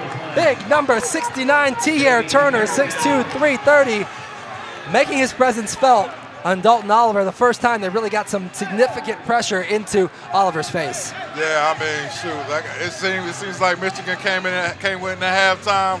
They must have got a good rah-rah speech, and coming out here, they out here just making plays. So the Kentucky Barrels offense going backwards after getting the pass interference in their favor just a couple of plays ago. Let's see what Darius Prince can do. He's going to be your high motion man off the right side. Two receivers to the left. That is Epps and also Jalen Marshall. So here goes Prince off the right. Oliver looks left first, but he's just going to let it go. We got a flag in the middle of the field. And it's going to be another one that comes back. Illegal. So we're waiting on the call from the officials. Illegal defense on the defense. That means touchdown stands Kentucky Barrels. I mean, good play calling. I think Reggie Gray seeing how they're attacking with the we call it yo-yo motion for the Y.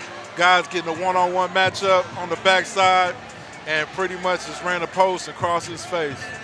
Touchdown. Like I said, Prince is a guy that's been playing for so long. He know how to run these routes and run them on point and to make plays. And another play he made with that deep post route bomb on for the extra point. And it's a fake off to the right side. He is. They calling it good? Oh. They're calling it short. They called him short. They're talking about it. Will Coach Cedric Walker challenge that? They're calling it short. Wow. They went for it. They absolutely went for that two-point conversion, but that's going to cost them. 26-20. Barrels with the lead at the moment. I think you got to do that Soldier Boy. You got a Superman next time. You can't just jump Superman, over. yeah. Superman. He was moving sideways. Here comes the replay off the right side. So it's the holder who goes. Yeah, it was a good call. He was short. Yeah. He was short, so good call there. That's why the Kentucky Barrels big bucks. go for that two-point conversion. You got to love the trickery. You got to love trying to keep people off balance there.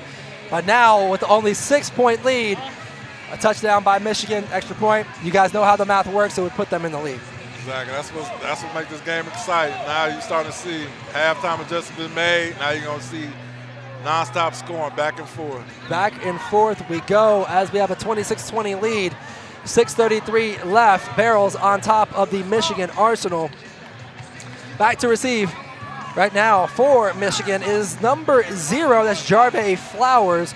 The all-star kick returner of the day has obviously been Desmond Epps for the Barrels. He has 2 returns for 87 yards, averaging 43.5. Of course, one of those went for 50 and a score coming right out of halftime. So it was electrifying to see that happen live as Aaron Baum prepares to put his foot into the ball and get play back underway here inside Truist Arena.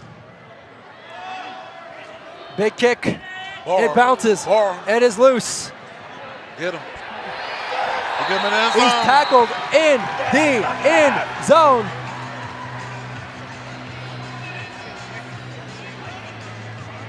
That's 1 point, right?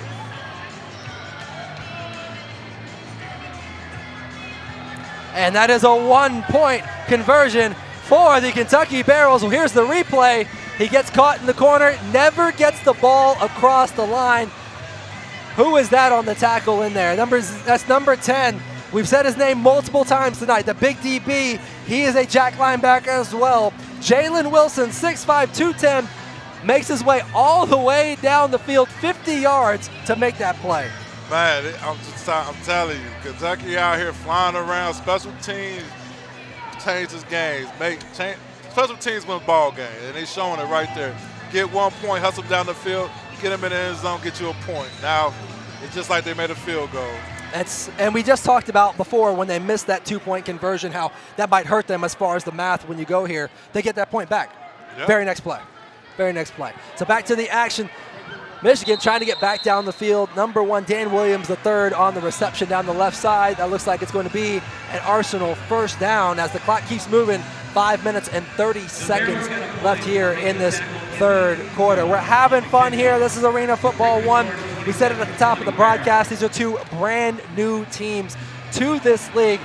And you know both of them want to come home with that win first time out. It's important. I always get that first dub to go ahead and feel good.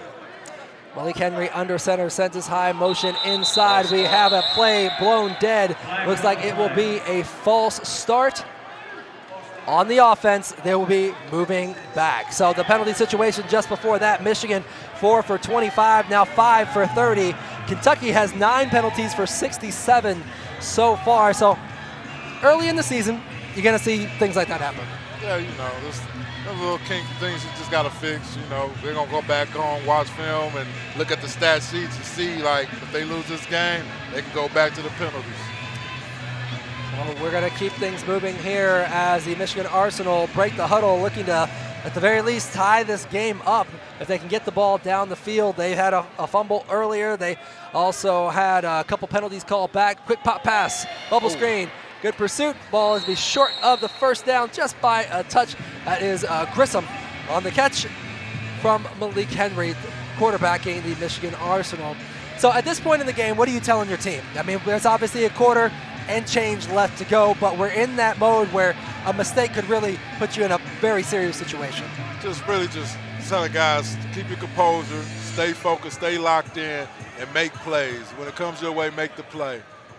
Jarris Grissom will be your high motion man as zero comes up. Jarve Flowers gets set. Malik Henry step, throws, it's in the middle, just over the Jack linebacker's head. Oh, woo, we hitting.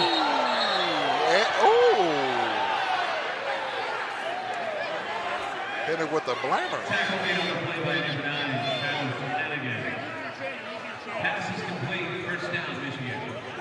So that was Jarve Flowers on the catch, making a pretty good run. So that was a great ball by Malik Henry, and that's football right there. Put his head down, running through the tackler. Didn't get much further, but he stood over him. Very lucky he did not get a penalty at the end of this play. Oh, man, great job. Flash route, save. Just taking high motion, taking the defenders deep, getting a chance. Flanagan almost got that ball, but I think they called him for a legal defense. He left the box a little too early. It looks like Flowers kind of put his foot in the face mask of that Kentucky Barrels defender. Very, very lucky he was not seen by the officials, because that would have been, at the very least, a personal foul, unsportsmanlike conduct, but was not seen, and on we go. So that's Flowers again, looking like the high motion coming to the inside. Let's see where the ball goes. Pressure in Malik Henry's face. That one's going out of bounds here. Second down coming. So again, the Barrels defensive line, they've been dominant. They've been active. They've been able to get into Malik Henry's face, so it feels like it's just a matter of time before one of them gets home. I mean, they're doing a great job minimizing the deep ball. Not trying to, that's what I'm saying. Michigan can come out here and just play quick games. Just get to their receivers, screens, hit check downs, slants, because that defensive line is just getting after them every time. Draven Macon will be your high motion man as all three receivers line up to the left side. Here comes the snap. Here comes the throw. Pressure again in his face. Rafino, great pass, break up. That's number 21 for the Kentucky Barrels. Oh, excuse me, number 13 for the Kentucky Barrels. Back deep on that. Mike Lee, the defensive back out of Kansas, able to get the ball knocked away, getting his right hand up. We'd love to see a replay of that, because it's not very often the DPs get some love in that situation where they're able to get a play on that, especially in Arena Football 1, where it's so offensively minded. But watch the deep ball. Can't quite see it, the pass break up there at the bottom on that angle. And his head going into the mat. Glad to see him get up. Here comes third down. Here comes second down for the Michigan Arsenal. Ball out of bounds as the Kentucky Barrels defender goes over the wall. That's a lot of man going over the wall. 6'5", 210 pounds. Jack linebacker Jalen Wilson, but it's all about making that play. Oh, man. You see Michigan trying to get a one-on-one matchup with their Y as well in that rage formation. But it just seems like they're just not attacking cross and face. But, you know, I'm not the offensive coordinator for Michigan, but in my eyes, just to go back to it, and have a post and have a guy on the dig. And the one thing I really want to see out of Michigan that we haven't seen, Malik Henry hasn't had a chance to set his feet. Every throw, 80% of them have been off of his back foot. I'm interested to see if he can do it this time. Even that one off his back foot. Incomplete. They are calling that down at the 1 yard line. They called it a catch. I thought he bobbled that low. He wants the touchdown. We'll see if a challenge flag does come out. And Sean Leota has the flag in hand. Is he going to throw it though? I might not want to throw that red Excuse flag. me. They've changed the call to touchdown. Here's the replay. I don't know. Well, you got to touch him. You got to touch him. Joe got to touch him. Well, he didn't touch him, so he just slid right in the end zone. That's a great point, Dominic. You got to touch him down. So maybe he was down beforehand, but since he was still untouched, a matter of just rolling over into the end zone. So 27-26 right now, pending this extra point. Clock still rolling, creeping towards the fourth quarter. Oscar Roden on for the kick. A bad snap. We got to fire. Somebody open. Oh, no. Oh. And that ball was intended for the kicker, who was able to get in there and hopefully get the catch. So we're going to take a break. It is 27. It is 26. We are headed to the fourth quarter here momentarily. 24 seconds left. You are watching Arena Football 1 right now. Barrels lead 27-26.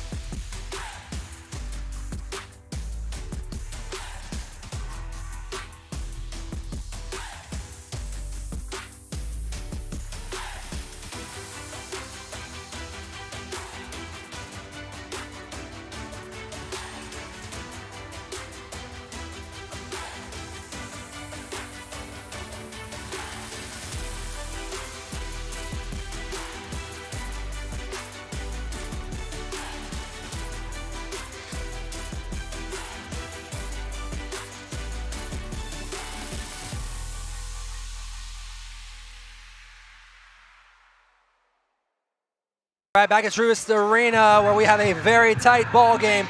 Wrapping up here, 27-26, Barrels lead. Desmond Epps back to receive. He has been, in a word, electric back there.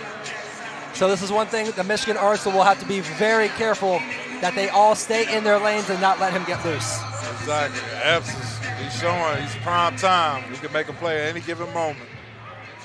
So here comes with the kick, Oscar Roden. Off the net once again. Here comes Epps. Is there a hole? Another fantastic kick return out to the 21-yard line. Wow. I mean, when you have a weapon like that, how does that change your play calling? Knowing you're going to get, well, take out the touchdown, but at least to the 20-yard line. Oh, it sets up a lot of things. Playbook opens up. Great job with Joe leading the charge of the way. It just sets up everything right now. I think Reggie probably going to go for a shot right now. Try to get a quick touchdown before the quarter, but the quarter about to probably be over. on a 28-yard return. Another great job by Epps. And here we go, folks. Fourth quarter. The clock ends up. People are putting their fours up because that means it's time to put it all on the line for your team. It is 27-26 Barrels over the Arsenal. We have 15 minutes left to play here at Truist Arena. The Week 1 game for the Arena Football 1. Two brand new teams to the league. We're taking a break. Be back on the other side.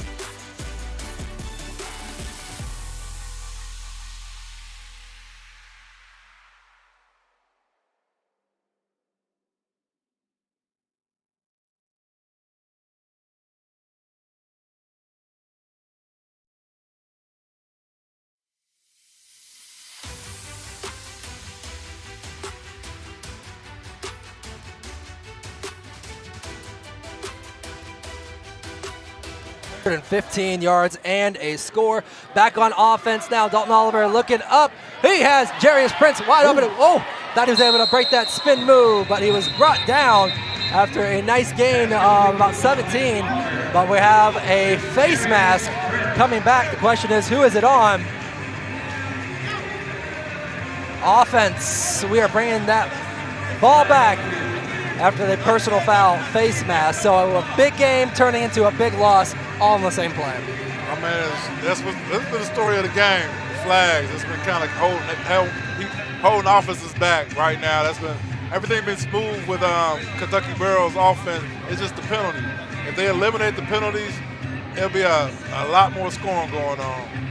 But that one, a big one, going from what could have been 17-yard line going in. Now they're at their own 10-yard line. So a big sudden change there puts them behind the sticks considerably as Prince goes in motion once again. Outside hit, missed tackle one.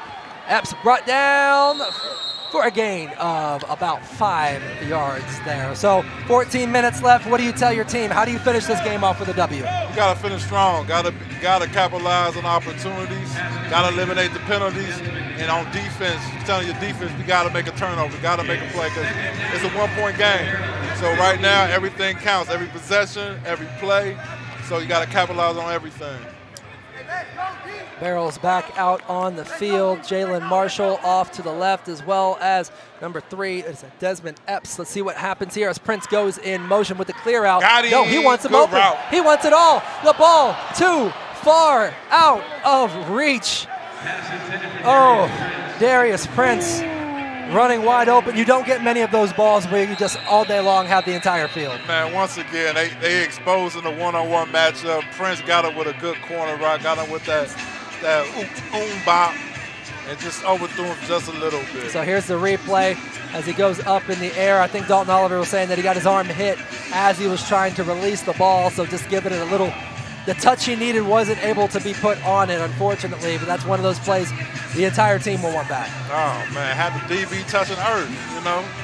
That's the one you just like got to hit so you can put it on the highlight, put it on the TikTok, you scuba in the end zone, you know what I mean? It's all about getting those views on TikTok. So, Dalton Oliver, 11 of 15 so far for 173 yards, 3 touchdowns. Could have been 12 of 15 with a few more yards and 1 more touchdown.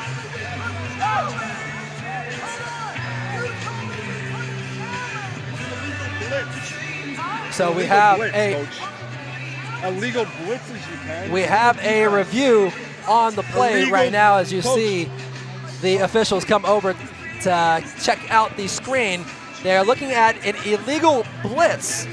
So walk us through that, Dominic. As you know, they can't stunt. So the defensive line, they can't cross pass. They can only run straight up and down. Let's talk about what they could be looking for here with an illegal blitz. I'm looking for the linebacker, the Mike linebacker leaving too early. He's got to be set until the ball is snapped. And they probably going to check and see if he left a little too early or if he didn't. And he got to be at 5. He's got to be at 5. If he's not at 5, that's illegal defense once again. If he takes off a little too early before the ball snaps, here's your illegal blitz. Okay, so there it is. That's what the officials are looking for. The Jack linebacker has a specific area where he could be. They say if he went early, if he went not. That's number 9, Jones, trying to get his own look at the play. Referee telling him to head back to his huddle. I understand he wants to see what's going on, see if he was maybe at fault or his teammate was at fault, but you got to let the officials do what they do, get a good look at the play in question. So just to reset the game right now, it is 27-26. Kentucky Barrels, 13:31 left in the game. I think the officials have what they need, and we're going to get a decision announced to the crowd here momentarily.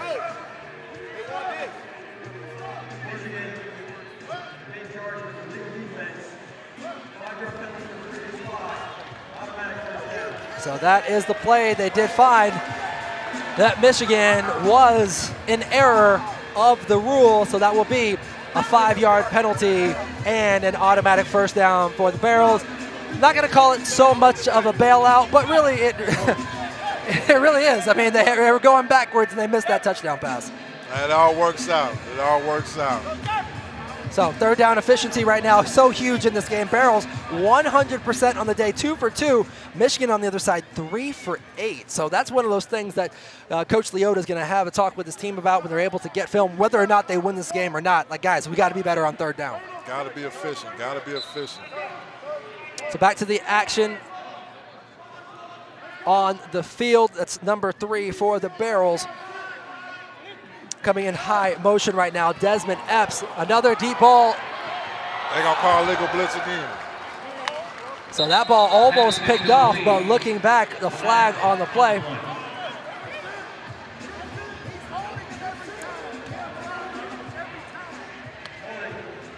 And it's offensive holding. Okay, So got me. back they go, forwards they go, back they go again. The Barrels is not able to put things together, especially with the hold there.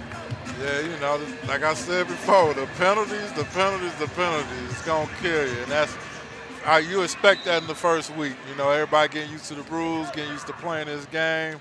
So hopefully by week 2, week 3, we can get all that sorted out. And you have to imagine, you know, we've played here, 45 minutes and change of football. The legs are tired, the arms are tired, you've been hitting the, so that situation. Oh, it was tipped. It was tipped. That was intended for the fullback. DeLeo goes incomplete after being tipped at the line of scrimmage. Taking a look at that clear situation where the defense able to get their hands up and knock that ball down. Yeah, this opportunity to catch the defense off, catch them slipping. So looking at the penalty situation, that's now 11 penalties for 87 yards for the Kentucky Barrels, 7 for 40 for the Michigan Arsenal. They're starting to stack up for Kentucky, and it might cost them if they don't get it together. Exactly, and this is a possession while the time is ticking. You got to get a touchdown right here. You can't give it back to Michigan without a score. I'm saying holding on to that 1-point lead as Jalen Marshall is loose, but Michigan Arsenal get to the quarterback. A very big sack, much needed sack by the defense.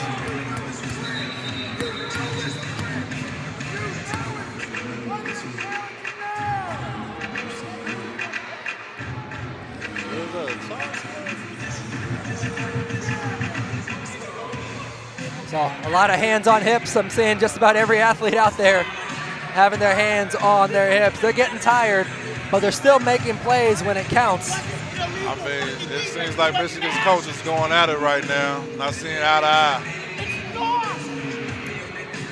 And it looks like we're going to have another review on the play. Let's see what they're talking about as they're discussing what happened there.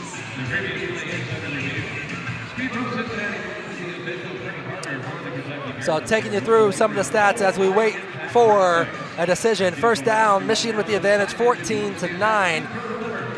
11 of those by passing the ball. We talked about third down efficiency, 3 and 8 for Michigan. Barrels 2 for 2, but total yards right now, Michigan still with that advantage, 208 to 163. Looking at the individual situation, Malik Henry, he's going to ice that shoulder down after the game, throwing the ball 38 times. He's 20 for 38, 217 yards and 3 touchdowns. As far as the receiving situation, Michigan doing a good job spreading that ball around. Jarve Flowers, Trevante Long, each with 6 receptions for each. Daniel Williams III, 6 catches. Jarris Grissom, 5 catches. Barrows, 3 guys doing all the work. Prince with 3, Marshall with 5, Desmond Epps with 3. Marshall and Prince splitting the touchdowns. Marshall with 2, Darius Prince with 1, as the officials continue to check. Likely looking for possibly another illegal defense, I imagine. Yeah, I think they're arguing about if the guy, if the Mike Backer did a stunt. They arguing, Michigan's arguing with the guy got widened out and he just went wide, but it's one of them things, it's tough to make that call, but that's why you pay the ref all the big bucks. And here we go with the decision from head referee Doug Mercer. Postgame autograph session right here on the field.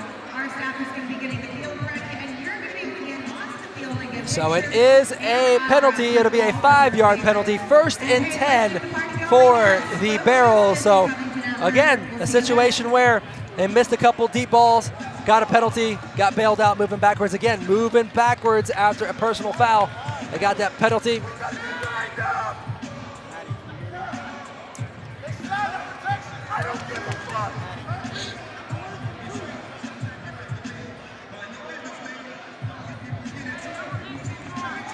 So we're checking once again.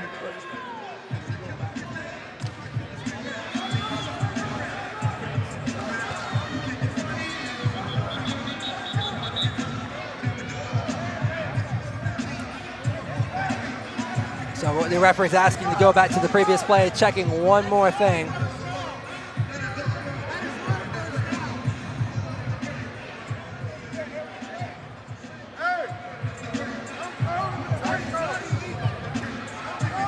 Not sure if he's checking where the ball was and where the penalty needs to be spotted.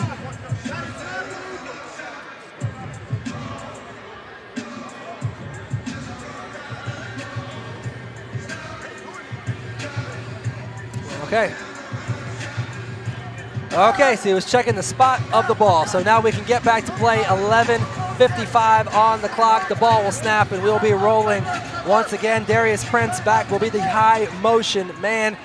Woo! This is Arena Football 1. We are getting everything you could expect out of your first Arena Football 1 game. So here we go. Dalton Oliver looks for Prince. It is knocked down. That's the Jack linebacker in the middle. He's a wide receiver. He's a linebacker. He is the Gabriel Floyd, getting his 6'3" frame into the air, knocking the ball down. And he had Prince on that over route right there. And that's the beauty about having a big, tall Jack as him.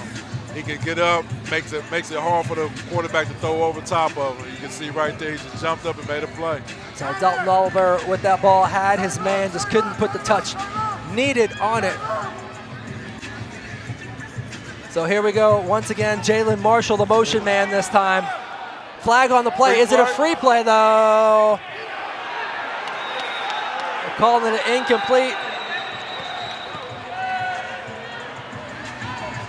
We're looking for the signal from the official. They let the play go, so I imagine this will be a defensive penalty.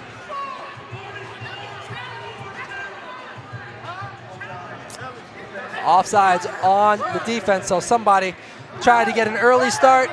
Referees caught him. We have Leota wanting to challenge on his own, challenging the situation, so coach is arguing about the high motion being offsides for the Kentucky Barrels. That's a tough call. That is a tough call. But that is a play that they cannot review, so you'll get back to play. So talk about timing. Coach wants the offsides call, but didn't get it. No, especially high motion. They usually give high motion guys at least 2-3 yards past the ball.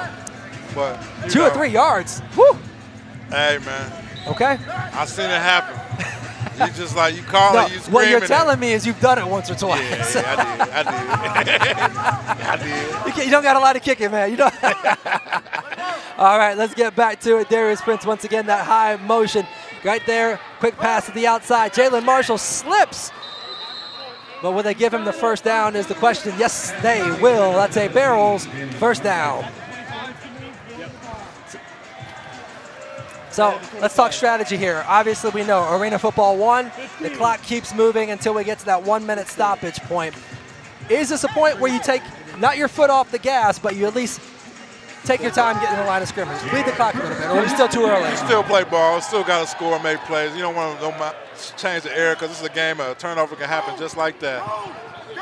Then we got a toss to DeLeo on the outside. He's fighting, gets it just back to the line of scrimmage, lost a shoe in the process, and we are going to have an unsportsmanlike conduct call. I was wondering why the shoe ended up 15 yards away, but it looks like somebody tossed it away. Michigan just shooting themselves in the foot with dumb penalties. So the shoes came off the foot, then somebody decided to shoot themselves in the foot. So that's extra yards for the Barrels, and when you're giving up 3 yards, I mean, the Barrels will take that any day of the week if you're going to make boneheaded plays like that. And Kentucky Barrels are efficient on offense. They doing everything they need to do. Is once again, like we keep talking about, story of the game when people, this game is over with, is penalties. Penalties is costing us right now and costing Michigan, but let's see what happens. So we are under the 10-minute mark left as Darius Prince goes high motion left. All 3 receivers on the left side. It looked left, it looked to the corner. Did he catch it? Incomplete as he went flying into the wall. Second down coming.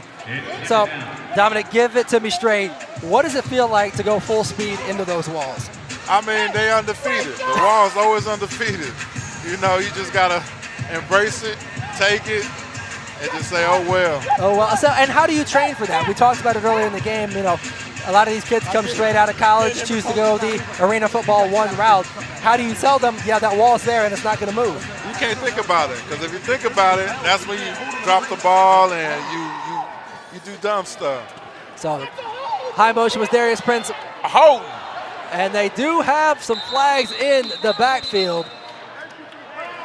Marshall was diving for the ball as Dalton Oliver was rolling out to his left, but let's check the flag on the field.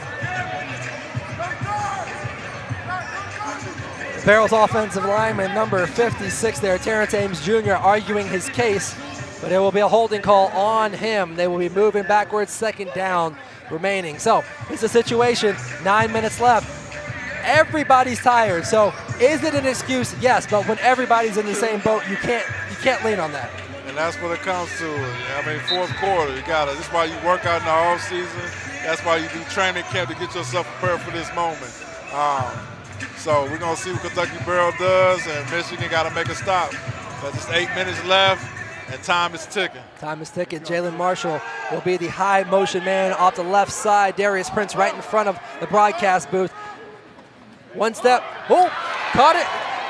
Now that is concentration by Jalen Marshall. Knew he was going to get hit, still took the hit, still got the first down. Yeah, that's a popular concept in arena game, the pole route, especially going with the W. Just a simple, skinny post, get it to him quick, and get his yard. What is the first down? This was a first down. Got the first down. So the Barrels huddle up as they continue to let the clock bleed with that 1-point lead. You know they want to get in and get 6, at least make it a 7-point game. Then they'll have a decision make as far as going for 1 or going for 2. Bill Flanagan, tall guy, he's big. Looked like there was a hold in the back of the end zone. They saw a jersey grab, but they did not call it, unfortunately. So number 9 out there on the route, Shiloh Flanagan, 6'6", 210. You know when he comes in the game, you're going to be a jump ball situation. Most definitely. They try to get him with a sail route, just a little corner route to the end zone, but he just stumbled on his feet. So he is in the game.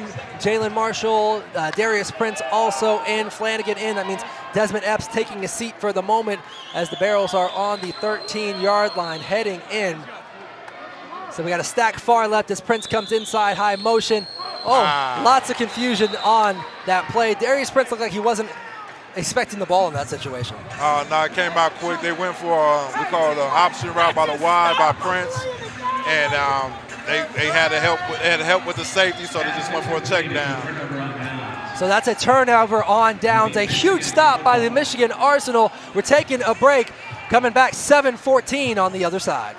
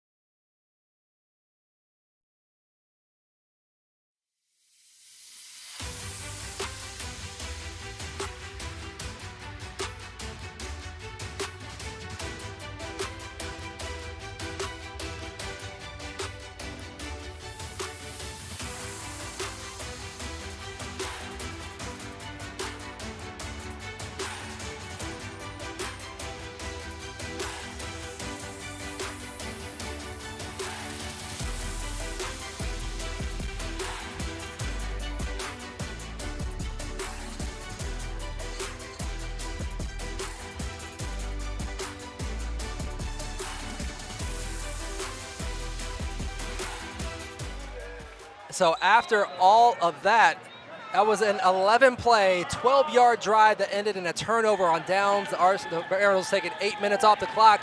But here we go, crossing route. They're calling him down. Woo! We shall see if we get another. If I push it to the wall, he out. I got a graze, not a push. It's a push. So I guess apparently they're arguing if grazing the wall is touching the wall. I don't understand that argument by the official saying that's not touching the wall, taking out a replay there, but if we can see it on the sideline there. So unless he was contacted but established himself back in the field of play, I guess. I mean, that's a call that I'm just sitting over here myself looking like I think that he got to be out right there. So, okay, but regardless, on we go. Arsenal down 1. Malik Henry off of his back foot, airmails it out of bounds. But we talked about this earlier in this game. Malik Henry has had very little time to get his feet set to throw the ball, and proof in the pudding once again, falling down and just letting it go. It's going to end in an interception at some point. Definitely at some point, and this is a crucial drive right now. Michigan got to get on the board. Got to get on the board right now. If they don't get on the board and give the ball back to Kentucky, that might be the ball game. Yeah, it's a 1-point game. The clock is rolling. Here comes, that's number 2, Jairus Grissom at the high motion. Malik Henry falling backwards, lets it go out of bounds, but we have a flag on the play. It's going to be a hold on the Michigan Arsenal. That ball moving backwards. Once again, we've talked about it, tired legs. You've been hit for almost 60 minutes now. Mistakes are going to start happening more and more. Oh, most definitely. Now he's not seeing down the field. Now he's more concerned up front. So he's taking his eyes from looking at his progressions now on the line. And this is the game. You can't do that. You have to keep your eyes downfield as a quarterback. So here we go, 3rd down on the play. 3rd and 10 to go for the Michigan Arsenal. They need a point. The clock is still moving. Crowd is getting to their feet. It's been a great crowd all game long to come watch some inaugural Kentucky Barrels football here on the campus of Northern Kentucky University. Henry back once again, finds it. It is dropped in the middle of the field. That is number 7, Trayvonte Long. He's gonna want that one back. That would have been close to, if not a first down.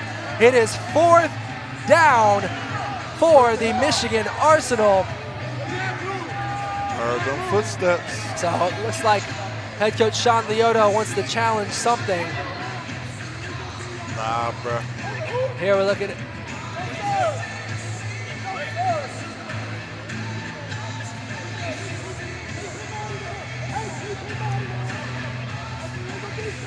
So here comes head coach Cedric Walker into the fold. He's trying to get a beat on what's happening with the officials. It seems like they got a legal defense. So we have a flag now on the Kentucky Barrels, an illegal defense. That's going to be 5 yards and a first down. Huge penalty at this point in the game. Charles, these penalties killing them. I mean, right there, that goes 4th down, but with a legal penalty, a legal defense, now they got a first down and another shot for the end zone. And like I said, this clock is ticking down. So it's important that Kentucky can get a stop right here. I believe that's their 13th penalty of the game so far on the Kentucky Barrels, something they will absolutely need to get cleaned up as the season goes on. So 0 in high motion. Henry wants him, but nowhere close to his receiver. Henry upset, Leota upset with his receiver, apparently not in the wrong spot. But 2nd down coming, clock still moving for the Michigan Arsenal. Yeah, Malik had him. I mean, it was a receiver ran a great route. Malik had him. It goes back again, just not on the same page. Here they come back out of the huddle. Time now, 4 minutes on the clock.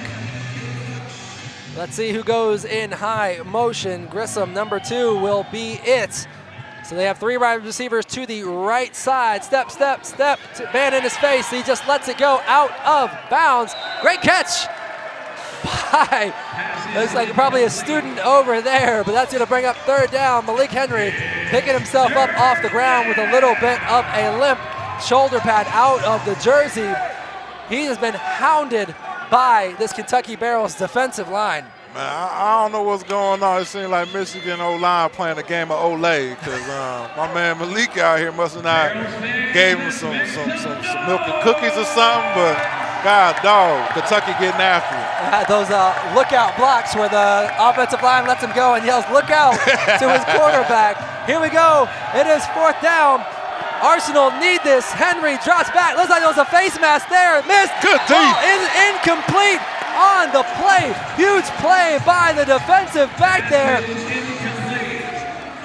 Incomplete on the play. And that's what you expect out of Joe Powell, man. That's been playing this game for a long time. So, locked him up, knew the route, knew what was going on, stayed disciplined, stayed in his back pedal. His closing speed to get to the ball and put his hands through the receiver's hands to knock it down. That's a veteran play by Powell, something that's going to be watched on film over and over, especially if the Barrels can get this W. Ladies and gentlemen, it is 4th down, 2 minutes 25 on the clock. We're trying to get the people on their feet. Grissom will be your high motion. This might be the game. Henry drops, man in his face, ball's caught. Oh, they got the legal defense again.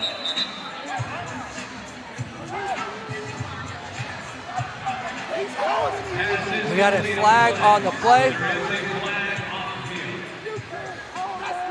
There's another look at the play that would have been a 1st down, but we're seeing it's a great catch, great route concept, running the waggle route across the field to get open. But the penalty is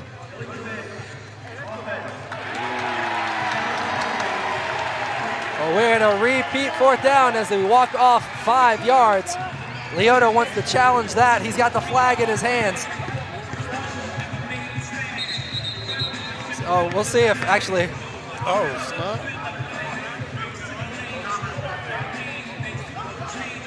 Let's see, we need a password to get back into the replay computer. Oh, that's a crucial moment. So I know everybody at home can hear me, but I'm talking to our booth back home. We need a password to get into the replay computer.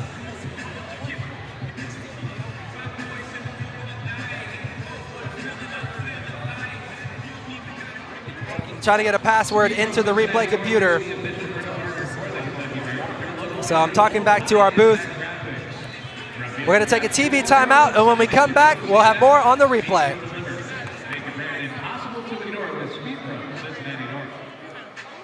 See, I mentioned the game is almost over, but the night is just getting started. Head to Cigars International New York Lobby and celebrate Postgame with a premium cigar.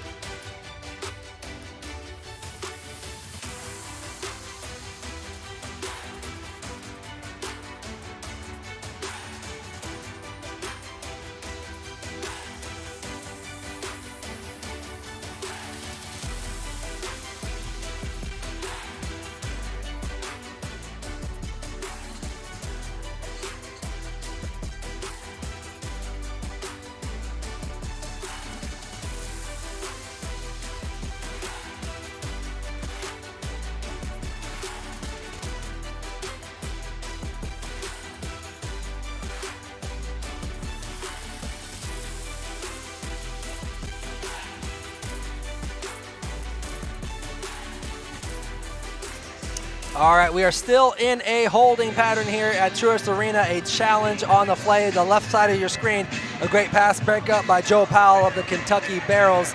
And then here's Malik Henry also looking deep. That was a great pass breakup to repeat there. On right side of your screen is live action. We're in the middle of a challenge by the Michigan Arsenal. This is a crucial play. We have 4th down on the field with only 2:11 left in the play. Yeah, they're trying to see if it's a false start. I'm looking at the play, trying to look at it right now. They're just getting on the screen. Oh, man. Trying to get a good look. That's a tough one. He went right across my face. He ran right across my face. He ran right across my face with the defensive force around. Okay. You can't run across my face. Oh, they say the ref was they said it was a pick by the ref. So they're saying the player cannot run across the ref's face. So they're trying to say they used the ref as a pick, as a guy to be interference, and you can't do that. Interesting. That is Great point, Dominic, there, yeah.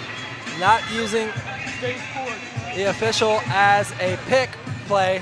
So whether that was intentional or just a route run too shallow, too deep, we don't know. But ladies and gentlemen, this is 4th down again. 2:11 on the clock. Barrels leading 27-26. This has been a hard-fought game by both teams, and they are bringing out the field goal kicker. wow. But this is returnable. This is absolutely returnable. Joe Powell going back just in case it's off the net and becomes a live ball. So this is strategy, not so much to make the field goal, that'd be great. But this is a situation, if you get the right bounce off the net, one of your guys might be able to jump on it, and it's almost like a Hail Mary to get the ball deep. Yeah, but also, too, you got Joe Powell back there. If he get a chance to return it, I'm telling you, it's going to be 6. All right, I love that. So here comes the kick from Oscar Rodin. Bad snap, or it was a fake. He's thrown down. Ladies and gentlemen, no good on the try. That's why you better off just going for it and taking a shot. Special teams wins ball games, and Kentucky been showing all day. Special teams been efficient. So the kicker, Oscar Rodin, did what he could to try to make a play for his team, but that's number 21, Siyosi Finau, tracking him down, dragging him to the ground.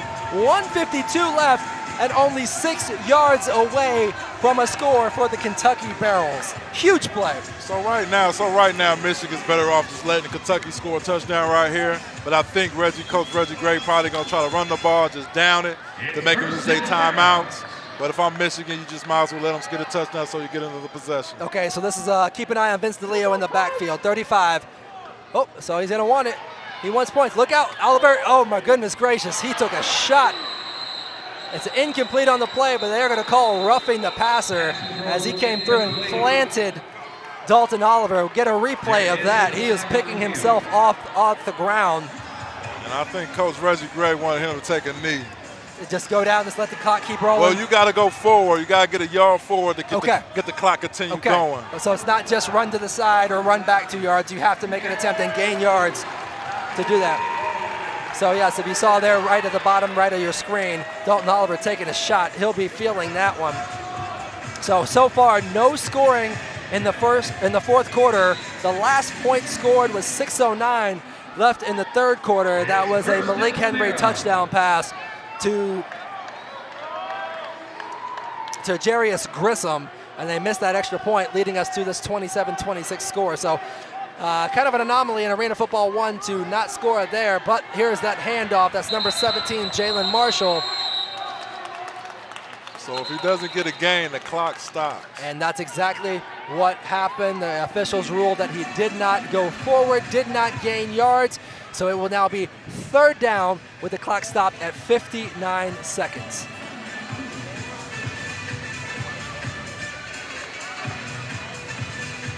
So we have also reached the 1 minute time out in the game. Ladies and gentlemen, we only have a few seconds left in this game. We're going to take our final break here on the broadcast. As far as in the game, on the other side, the final minute of Arena 1 football. Kentucky Barrels leading the Michigan Arsenal 27-26.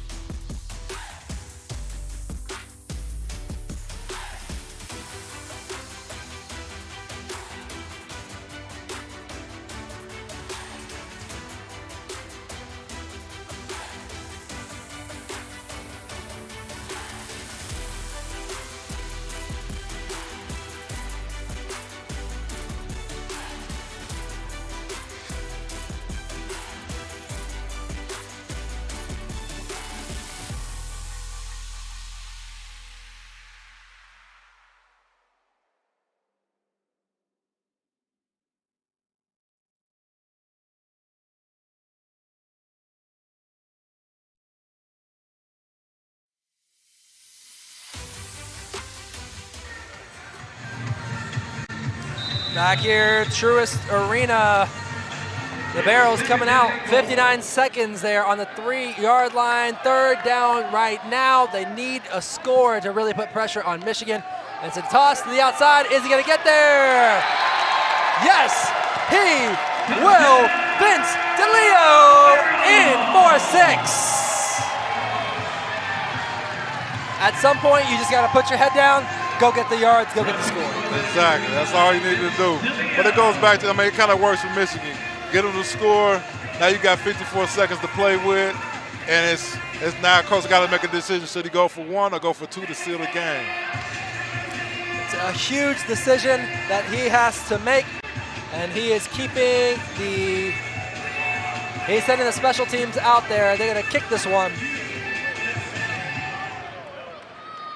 Put them up 34-26.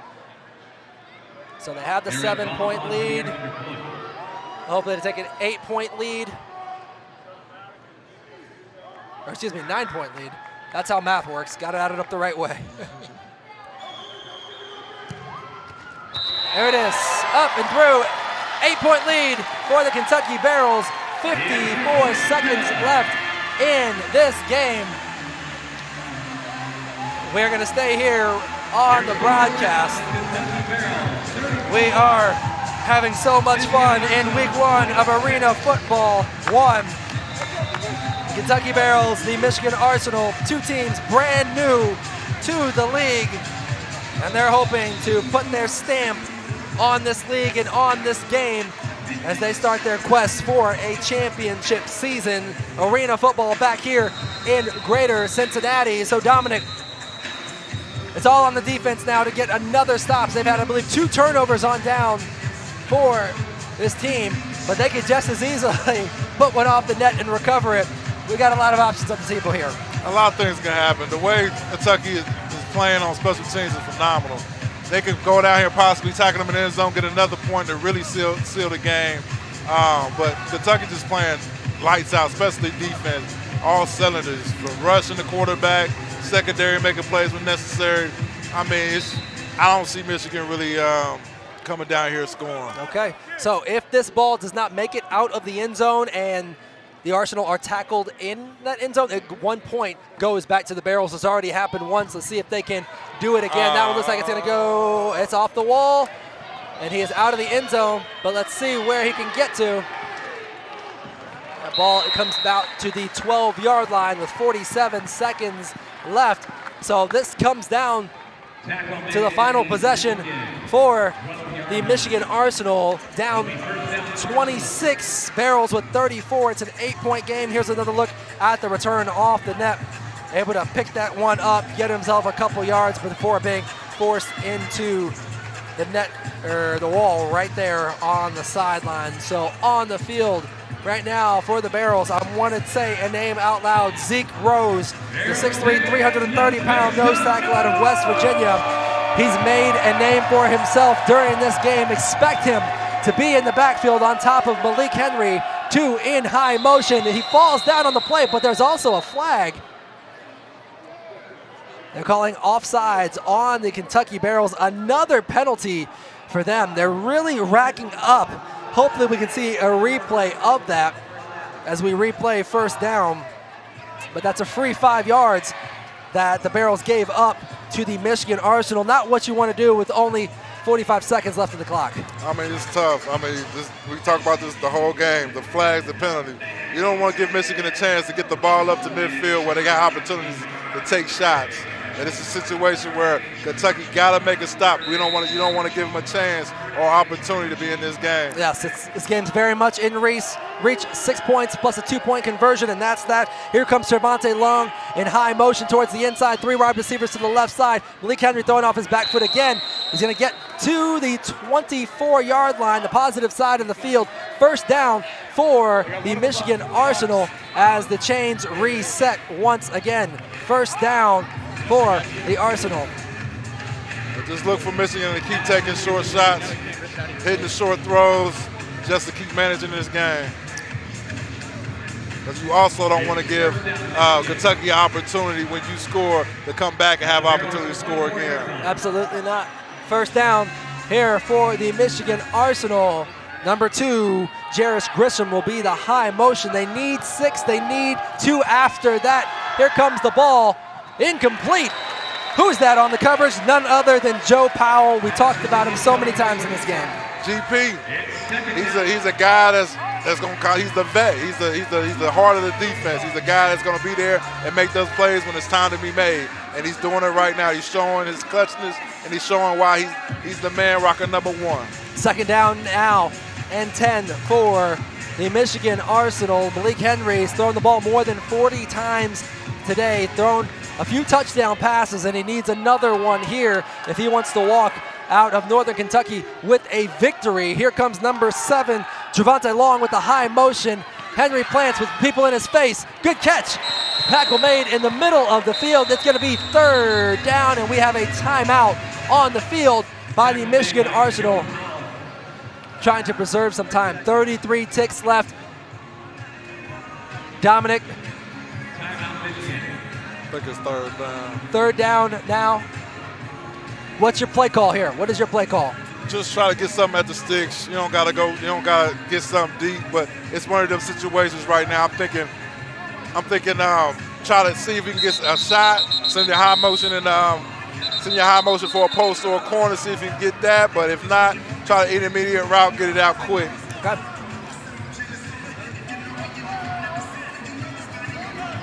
.34, 36, 33 seconds left. Just got to get a first down here. Just got to get it. Doesn't matter if you don't get it first. Jarvay Flowers zeros, high motion. He goes to the right side of the field. He wants him. Is it going to be? Oh. Almost picked, almost caught, falls out of bounds. 4th down in the game coming on this play. Arena Football 1. What more could you ask for in a game like this? I told you it's going to be exciting. It's coming down to the wire. I got to give a shout out to the fan that caught that ball. Let's go. Because he was ready. The offensive guy was ready to go get that ball because it was tipped, but the guy said no, not today. Sometimes you need a fan to play a little defense. Yes, you do. 9th man. Here we go. Let's go. Everybody getting loud. Everybody getting loud. Here comes the game. We got a timeout. Think about it. Cedric Walker, head coach of the Kentucky Barrels, wants to make sure that all of his players on the defensive side of the ball, A, can catch their breath, B, that they're all on the same page. Exactly. Just a timeout to think about what they're going to do, think about the situation. Man, Coach Cedric's an aggressive guy, so don't be surprised if he go man right here and just trust his guy, because the secondary been playing lights out, strapping up stuff, locking stuff up. So I believe right now he's just going to man it up and just go for the best. You know okay, so let his defensive backs make plays on the back end. Trust them to stay with their receivers. So hopefully one of these defensive linemen who have been in the face of Malik Henry all day can go get a play themselves. Exactly. Okay. So everybody get close to your TV. Turn the volume up loud. It is 4th down. Here we go. Snap. Henry sets off of his back foot. Not even close.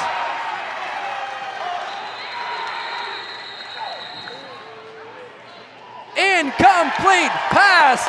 That is a turnover on downs. Kentucky takes over the ball with 20 seconds left. Here comes the replay. Henry just lets it hang out there. It really looked uncatchable. Yeah, they just went field side help, corner bell back. They played the zone and played it perfect. Did what they needed to do and got what they needed. So that will be a turnover on downs. Once again, Kentucky can really run the clock out or do so to the best of their ability. But again, they have to move the ball forward. You mentioned that at the other end of the field. You have to move the ball forward. You can't just take a knee here. Just can't do it. That's the thing about it. It's all strategy. So they got to get positive yards to keep this clock going.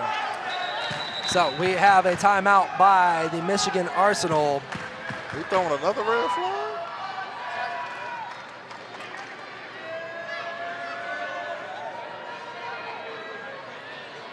Man, bro. So another challenge being called on the field. Let's see what the hope is.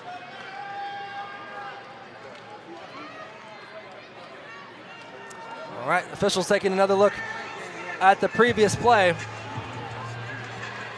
We're going to take a TV timeout so the referees can take their time with this one. Ladies and gentlemen, 20 seconds left in this game. On the other side, we'll have the decision from the officials. You're watching Arena Football 1.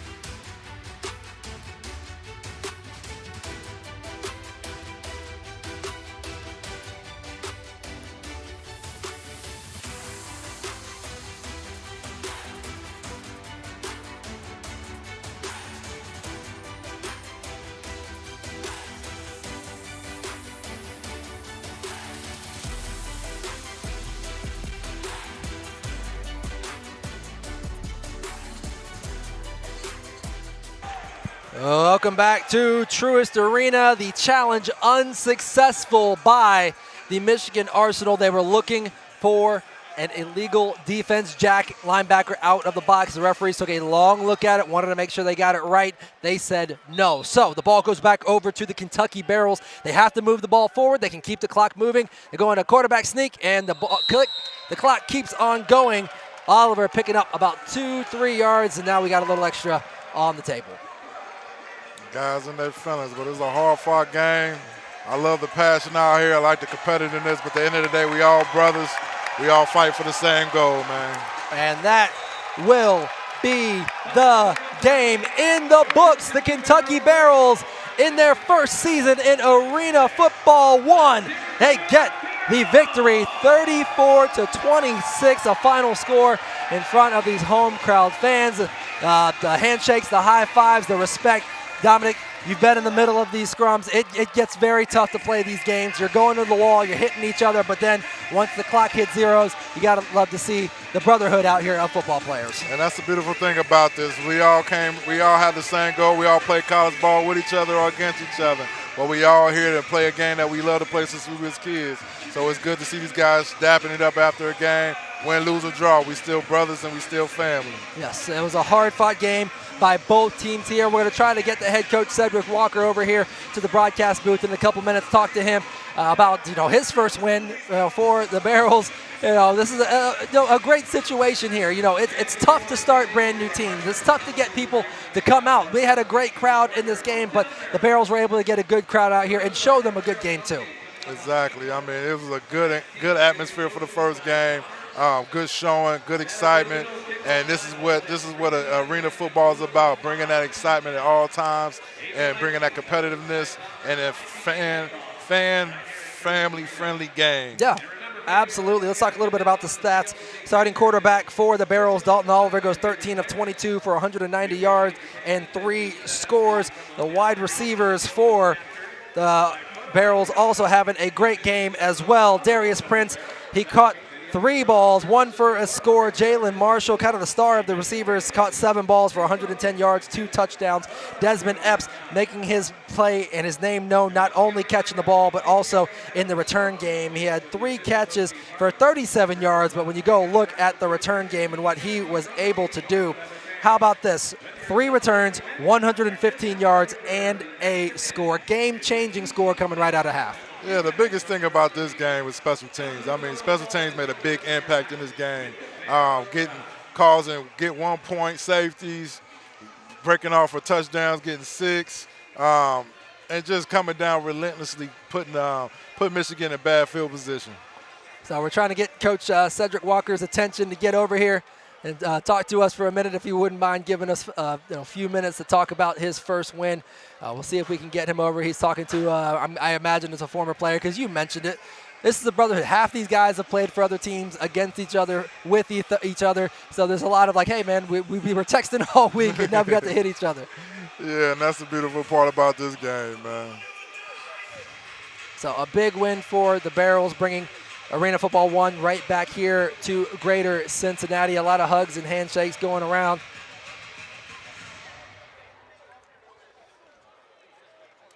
So a fantastic game.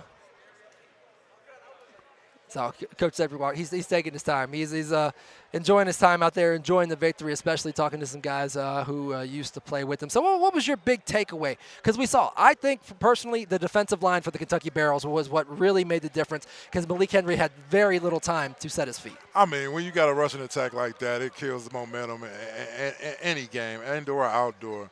With them getting after the quarterback, making the quarterback think a lot about the pressure in his face, having him throw off his back foot, having the ball sail. Defensive line did a great job tonight.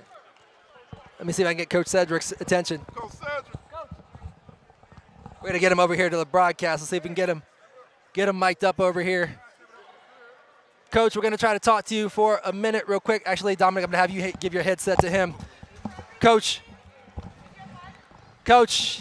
you brought this team together.